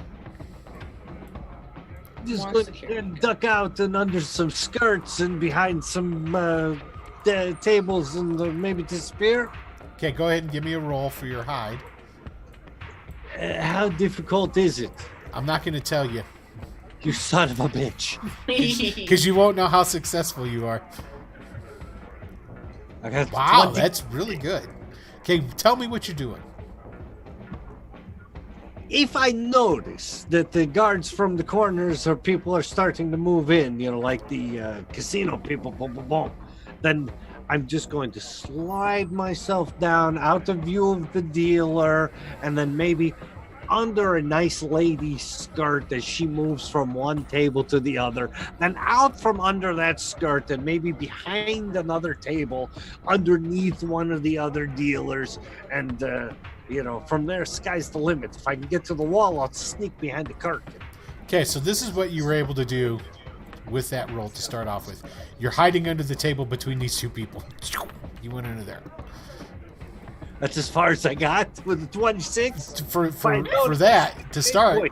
So what we're going to do now is, and this is strictly to keep everything in order. We're going to bring up a tracker. Doesn't mean we're fighting. Oh, you don't think it does. Hold on a second. Now, I've been doing initiative wrong. We've been going off of dexterity, and it's supposed to go off of your basic fighting. Oh. And whatever your basic fighting skill is. So let's see here. So, yeah, so they're fighting, like, Corax has got a D4. I got the D4 too. Actually, you know what I'll do is I'll allow you to interchange between those, if you so choose. Agility or... Fighting's better for me. Fighting. Why not? They're the same for me. How is that possible? Ay. I am rolling horribly. Because I'm realizing that... 14. Okay. Let me do these guys.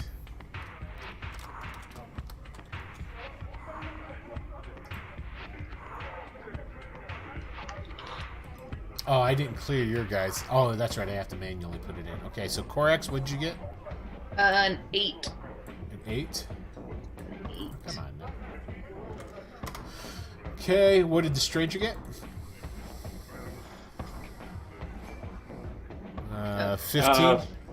Yeah, sorry. Sorry? I switched out. Calcuto got a 14. 14. And let's roll for these guys. Ooh, they got a 17. How about that? Ah, Of course they did. I guess I'm not gonna go, so. Oh, you know what it was? It exploded, so hold on. So they got a 14 as well.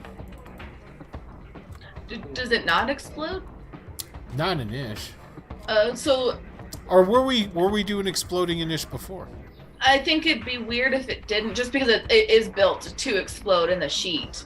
Because, like, Dylan's exploded. All right, we'll Oh keep yeah, it that's at why I that. have a 15. Yeah. Keep it at that.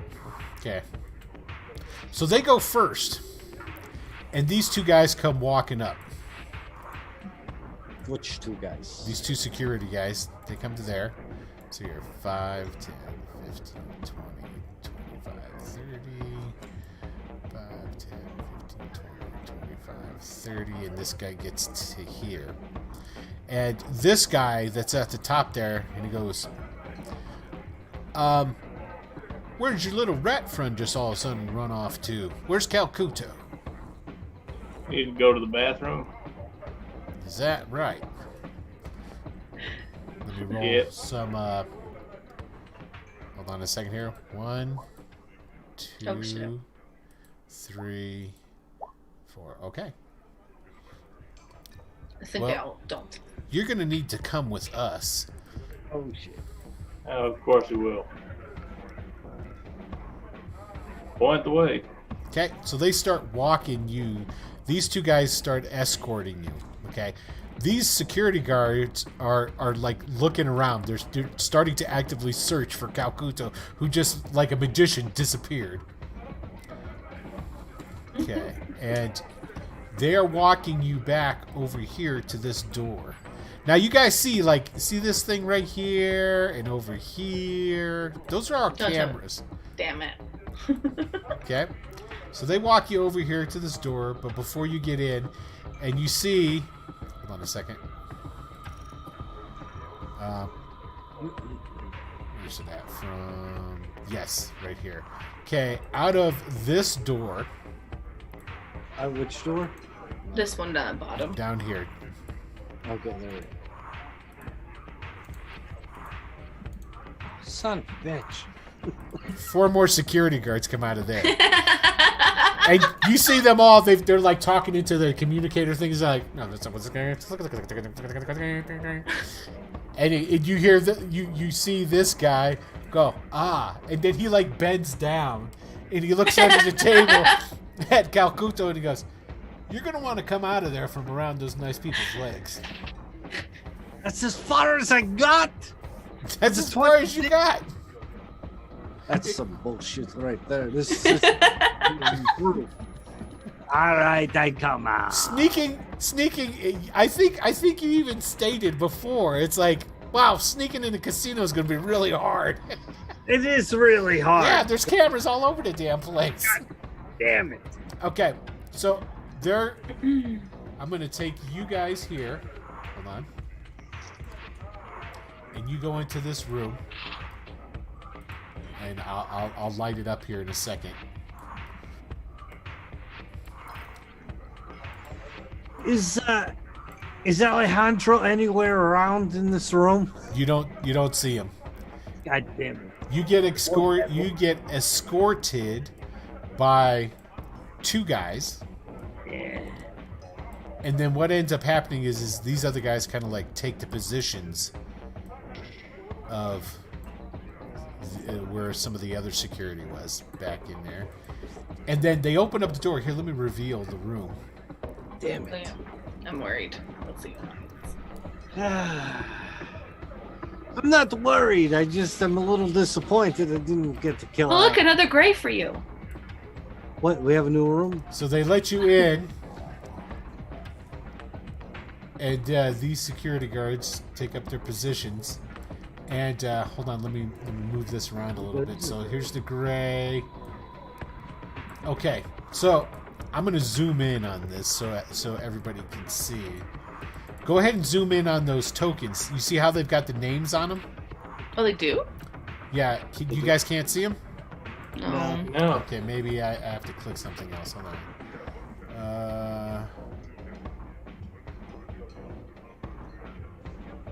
Oh, I could read them on the stream though. We've got Carrot in here. Okay, I'm just going to go ahead and I'll pling him. I have the show nameplate clicked on. Let's see here. Oh, maybe this is for. Let me try this. Did that help? Nope. Nope. Nope. All right. Anyway, so you guys get brought in. Okay, you're all here. This guy right here, that's Big Boss Carrick. We've got There's a gray sitting right here. On the other side here, here's Alejandro.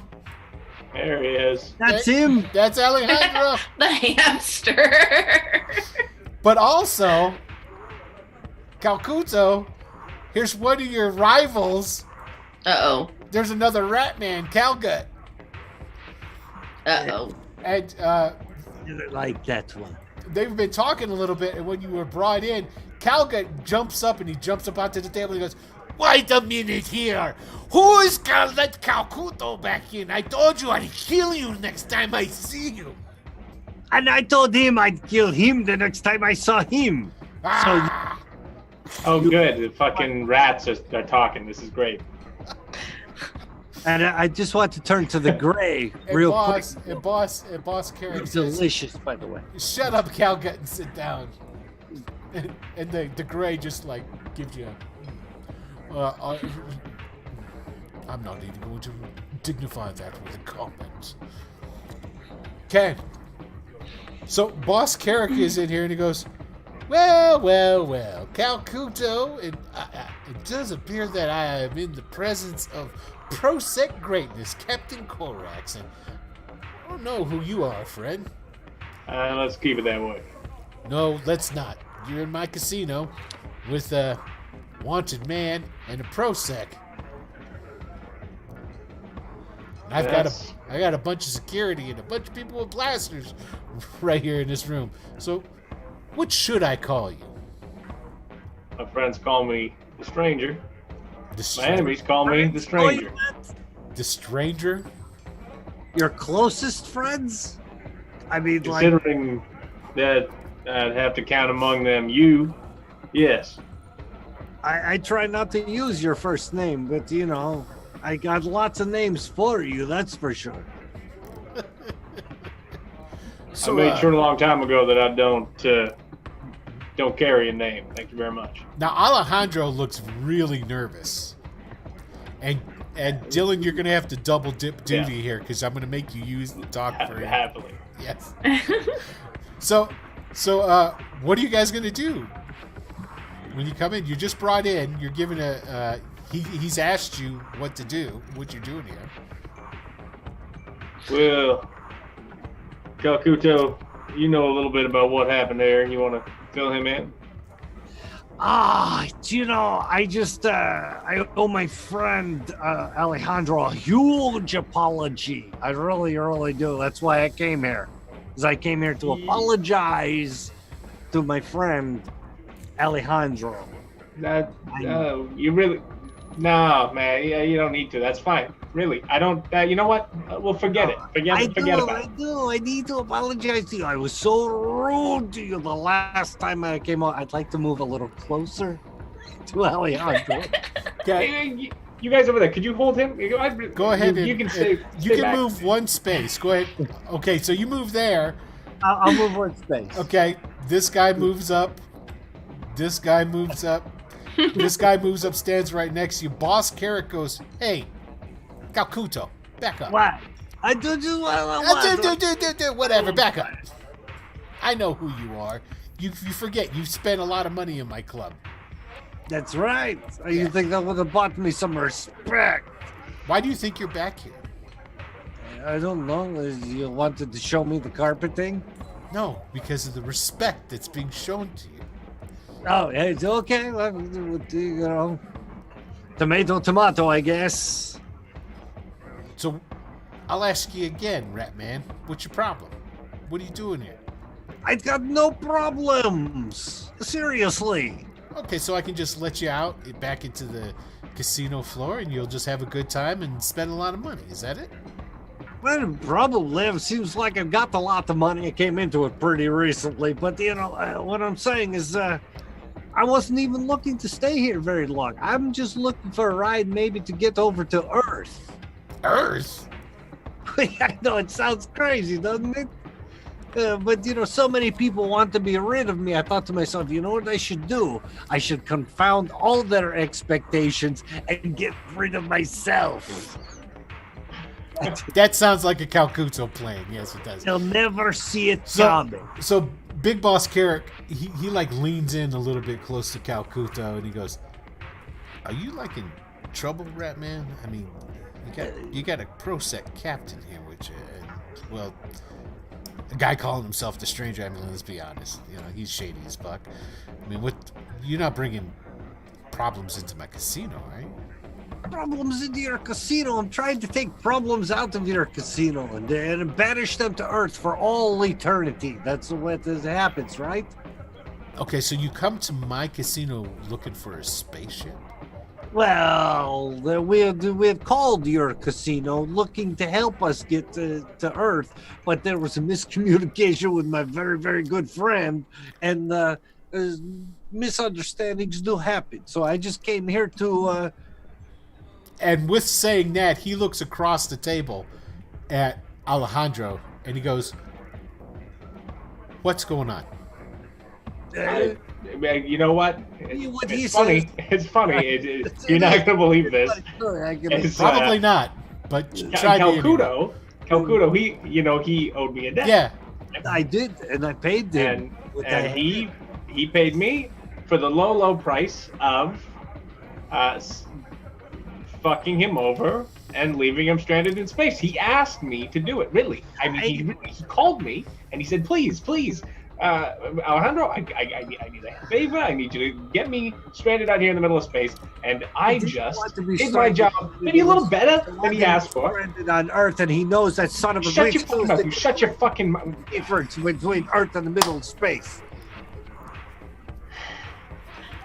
It's lovely to see you again, Calcuta. This is not making a whole lot of damn sense to me, and it better start making some sense to me really quick. Otherwise, I'm throwing the both of you the hell out of my casino. No. Listen.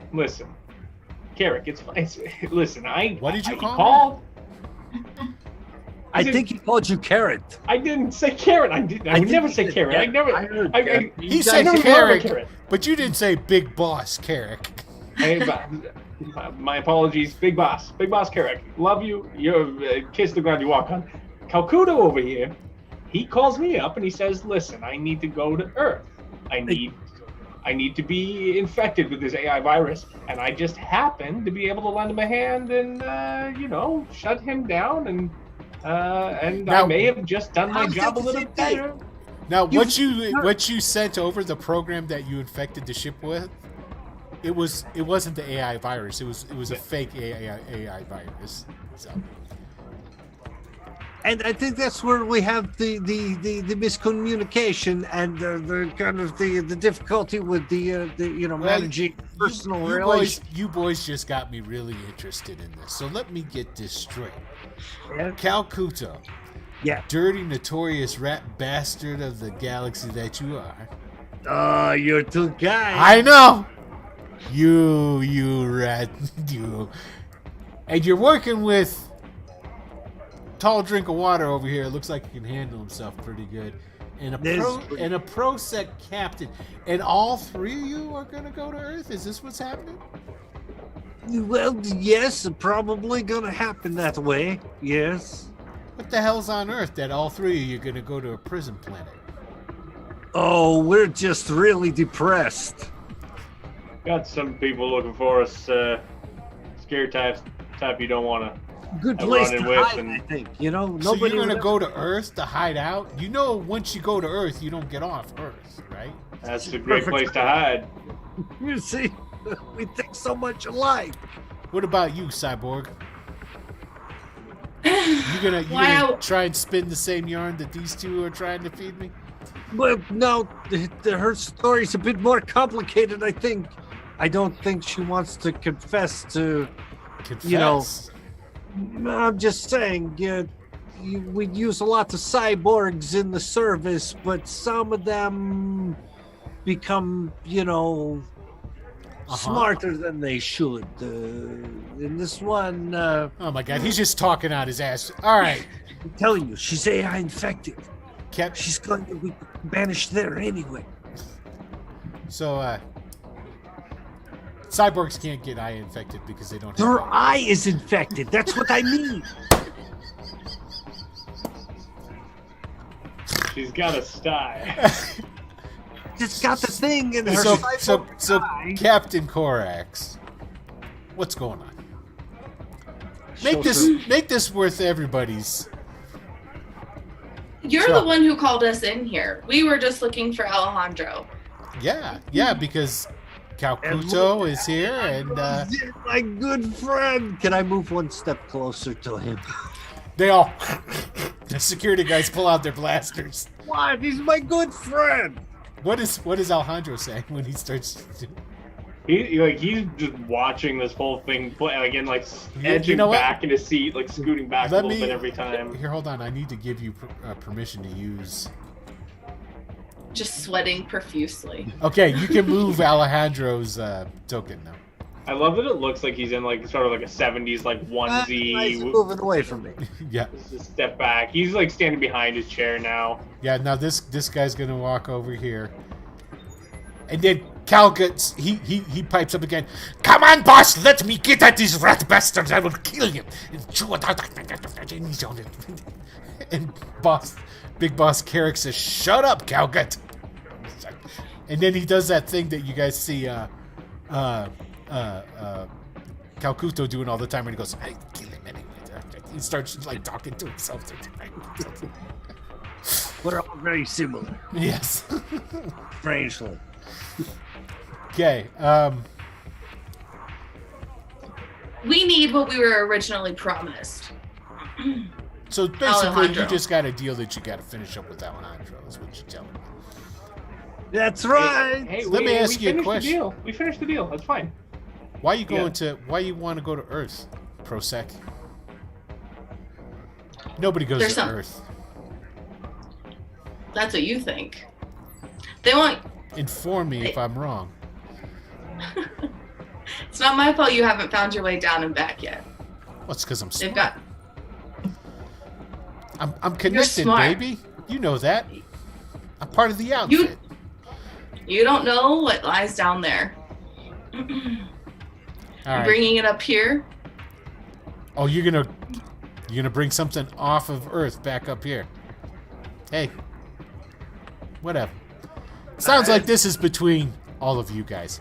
I'll tell you what I'm gonna do. I'm gonna kick you guys out, and I'm gonna kick Alejandro out. No.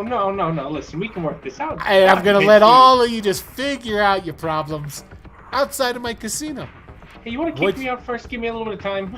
Once you figure out what you're doing, then you can come back in. I don't like any trouble in my place, you know. And the security, Alejandro. the blue Alejandro. boat Who's security walking towards the door. doesn't like the trouble either. So, my gentlemen here are gonna escort you out, and he's pointing at the security guards. Hey, you think you can give me a bit of a head start here? Who's he talking to? The guards. And he goes, Just hold on to them for a minute. He's gonna. "Oh, come you know what around. we're gonna do? You know what we're gonna do? Hold on a second. He's going to he's gonna go. Tell you what." And he gets a deck of cards and he fans them out on the table. He goes, "Alejandro, go ahead and pick a card. Calcuto, go ahead, pick a card." Oh, I shall pick a card. Okay, hold on a second here. Okay.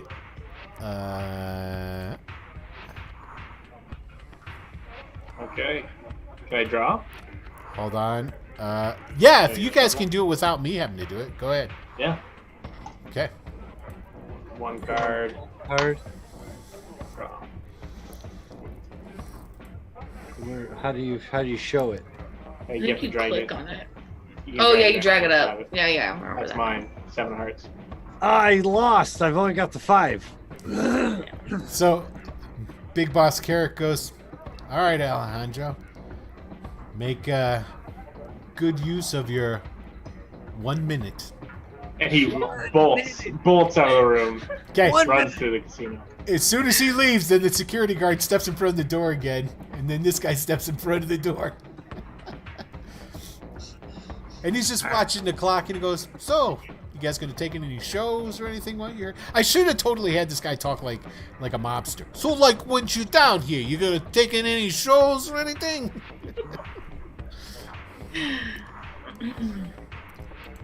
Come on. Come on. Calcuto's literally just doing disinterest in the that. small talk. I'm assuming Calcuto's just pacing back and forth. Waiting for the door to open. And then these guys move out of the way, and he goes, "You guys have a good day now." Thank you. It's wonderful to be at your casino. Oh, wow, I want to go. Okay. Thank you for your hospitality, and I'll follow along, not running, but follow. So we'll take, I won't say anything and just go. take Alejandro, and we'll put him outside. Look after you, you son of a bitch. Okay, I take it you guys are going to follow him. And Alejandro is like halfway through the casino. He's already starting to like Wins? Okay, so here, I put Alejandro's token there. Put Alejandro's token wherever you want him. I think, where's the front door of this place? Right here. It's over here. Yeah. He would just be just about getting to the front door even with a minute. He was running, he tripped over someone. It was like, I'm sorry, I got that. And he's Okay, so picks up what he dropped and runs towards the door. Okay, so there you go. We've got. We're going to use the same. We're going to start with this. The stranger. You come out of the door. You see Alejandro over here. What are you going to do, stranger? Oh, stranger's up first. Yeah. He's not gonna shoot at this guy or anything, but he will. What kind of movement do I have? We haven't been on the grid in a while. What's I your? have. Probably 40 is my guess. Yeah. To the top. Top right. Yeah, top right. Move 10 speed. per Okay, D. so 40. Yeah. So I'm gonna move 40 then. So we'll go. Now you can move farther than that. You double move. Yeah. So let me see. 40. Oh, I can double move. No, he's not running. He would make his way. He's sort of taking his time working his way through. Okay.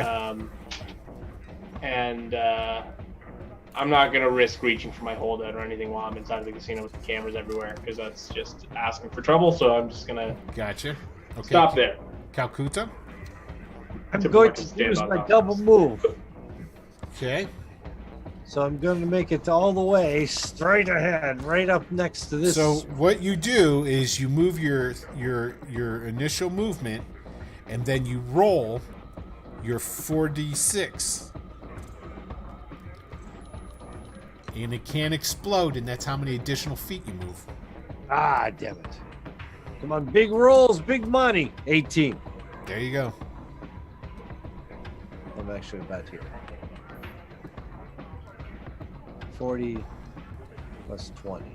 And as soon as he sees him sprinting across, like bounding over everything, fuck. He's running towards the door, like at Okay, top Korax. speed for this guy. You just moving at a leisurely pace too? Yeah, but I'm a little faster, so I go 50, which would see if I use the right thing, that'd be helpful. So you should be just 10 in front of Yeah. Stranger. I think that's right. Okay. Bad guys, which Alejandro, that's the turn he goes on. So Okay. he's got a 3D and everything, except for his Okay. computer skills, and then I'll tell you what you would roll. Okay, so he's gonna adjust 5, 10, 15, and he's out the door. So he just got out the door. Okay. Okay, Stranger.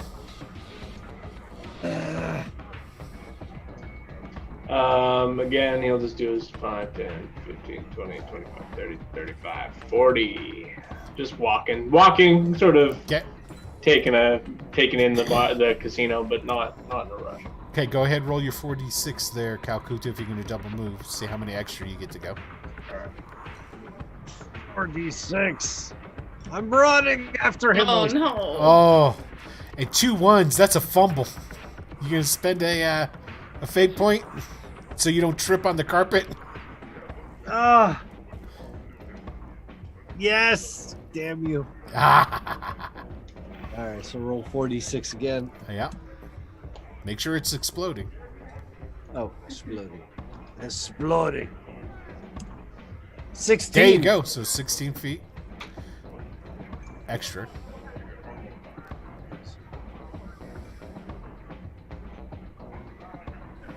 So I can make it to the top of this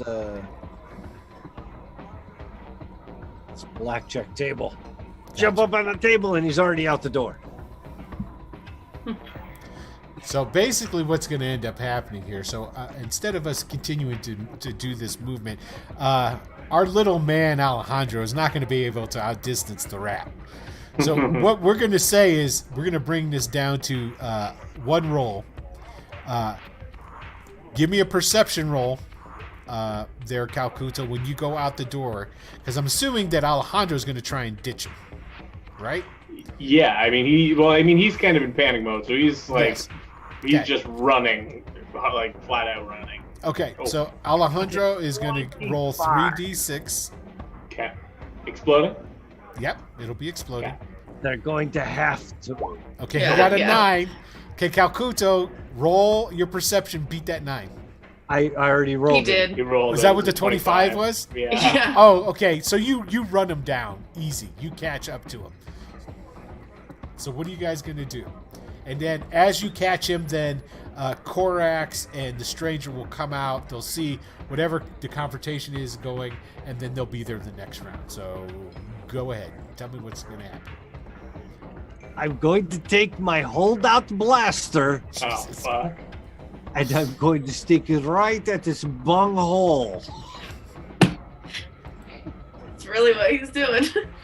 I'm going to put it right at his ass. And I'm Okay. going to tell him, I need your shit. Wait, fucking, what do you mean you need my ship? You I just need fucking, your shit. fine, just don't fucking kill me. You gonna give me your ship? Fucking whatever you need, man. Whatever you need. Just. Give me the- You can't just walk It's out like, here give me with the my ship, keys. though. And no, does he have some sort of like? There'll be a code. There'll Yeah, be a some code. sort of, like, but his ship launch code. his ship is going to be anchored at the dock. So Yeah. it would be far easier for you to just take Alejandro and make him go through all the Right. That's what procedures he was and getting then at there. and then He's like, jettison "Get the fuck him out of here into with my ship." space when you're done with But him. that doesn't sound like I get to blow his balls off when I stick Well- my gun up. You can't just walk out here with my ship. I mean, you can get it up, you fly it, but I mean, no one's gonna let you leave. All right, then how about this? You're going to take us to Earth. I don't want to go anywhere. Oh, and I stick the gun a little bit further up than Earth. Oh, fuck you, you fucking rat. Fine, whatever. Can you maybe drop me off at the space station? I don't want to go to Earth. You understand that guys like me don't survive on Earth. I'll think about it. Maybe I'll push you out to space lock. And I like he starts screaming like, help! Or is this when Alejandro would be like, remember all the good times we used to have? Oh yeah, I guess he's gonna blast her up with that. He's like, listen, I can help you. Whatever you're doing, I'm sure I can help. They're going to help me. You're going to fly the ship, and then we're going to go to Earth. Oh fuck. Come on, guys! I got the Oh god! surround. Then he starts going into like sort of like rocking back and forth a little bit, like he's like, oh god, no, this. That's it. Make it more comfortable. You got to ease it in slowly. All right. Well, with that, we're going to end the episode. Beautiful place to end it. Well done. Hey, you guys did a great job. You went in, you avoided a gun battle with a mob So far. boss. That was great. Right now, yeah. And so, no, he was doing the voice of Rigger. He's doing the voice of Alejandro. He's playing his part there. So Yeah. that's when he was talking there, right there. That wasn't the stranger that Dylan was playing. That was Alejandro. So, so you guys got a ship, and you got a way to get to at least to Liberty Station, Let's go to the Liberty Station. right? Exactly. Well, with that having been said, I want to say thank you to everybody who tuned in and watched this episode of Return to Sector 1. Looks like you guys are going to make it to Earth next episode. Maybe. Either that or you go splat on the big force field that surrounds the place. who knows what's going to happen. But now you guys have something that you didn't have before. You got a super tech genius guy with you in the name of Alejandro that maybe can help get you guys there. At the very least, we'll keep Calcuto busy doing awful things to him. Blaster. Right? Exactly. So, hey, again, thank you, everybody, for tuning in and watching. Thank you if you're catching this on YouTube or later on Twitch. Also, don't forget, on the channel here, on Tuesdays, 9 p.m., we got Greyhawk Adventures. On Fridays at 9 p.m., all these times are Eastern times, by the way. Fridays at 9 p.m., we have the Dragonlance Chronicles, where we're going through the original Dragonlance modules, but with an entirely new cast of characters. So... And Grace, why don't you go ahead and sign off there? I'm Grace, and I played Korax tonight, and yeah, be here Wednesday night. Oh. All right, Dylan. Got a little bit of aggression coming out of Grace. I played Strange this evening, and I also played Alejandro. In case you guys didn't pick up, occasionally we are filling in for some of the NPCs just because it's fun. Will's given us the privilege of filling in for some of these NPCs, so that makes it more interesting for me and have a more diverse cast of characters. So, and I'm actually really enjoying playing this sniveling dweeb. It's very fun. That's like the best character in all of the action movies. The character who shows up, like Nedry from Jurassic Park. Yes. Yeah. That's I it. feel like there's always one in Die Hard. Every Die Hard movie has one of those guys on the bad guys' side. There's always one of these tech genius losers who can't keep his shit together when shit hits the fan. So it's so fun. True. Good I times. still wanted to sneak up on you. Well, he was in the back playing cards with Big Boss Carrot, so it wasn't. Yeah. It was.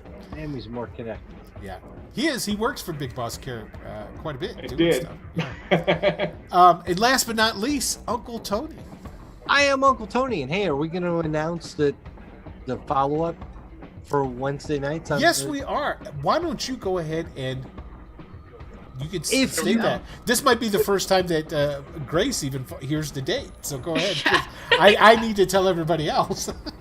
Yeah, Wow. we tested with a couple of holdouts, the other players, but we're going to move the chapter 2 of the Vampire the Masquerade to Wednesday nights in the interim, while Wes is getting the superhero story ready. Wes. Oh, what? Yeah, what? We'll have Wes and Storm back Oh, to join cool. Grace. And it looks like at this point, if we made this decision, Yes. Will be joining us. I will be joining as part of the cast of the Vampire Show. I And will be playing I a won't vampire. be gone forever, but I will be taking a break from streams just while you guys are doing Vampire, and I'll be back for the follow-up after. And I'm gonna shorten that chapter 2. It'll probably just be 7 or 8 episodes, so we can get turn it right back around and get back to the regular cast. But this should give everybody a nice break. Yeah. But I'm not going anywhere. I'll be back in a few weeks, and I'll still be helping get all the intro and everything set up for the show. So. And I think that's June 17th. We decided we're gonna kick that off. June 17th will be the first episode. Now, is it still just Windy City Kindred? Is that what it is? Yes, unless I can think of a better name. Wicked, right? Wicked City Kindred. I should have gone with the Wicked City Kindred the first Yeah. time. And this might be the time to do that. We'll talk about it. You should probably talk to Dylan about that, too. Don't worry, I haven't started any. Excellent. All right. Well, with that having been said, again, as always, thank you everybody for tuning in and watching. I hope you had a fun time watching us. We have a blast playing this. So that's it. Have a good night. Peace out. Bye-bye. Bye.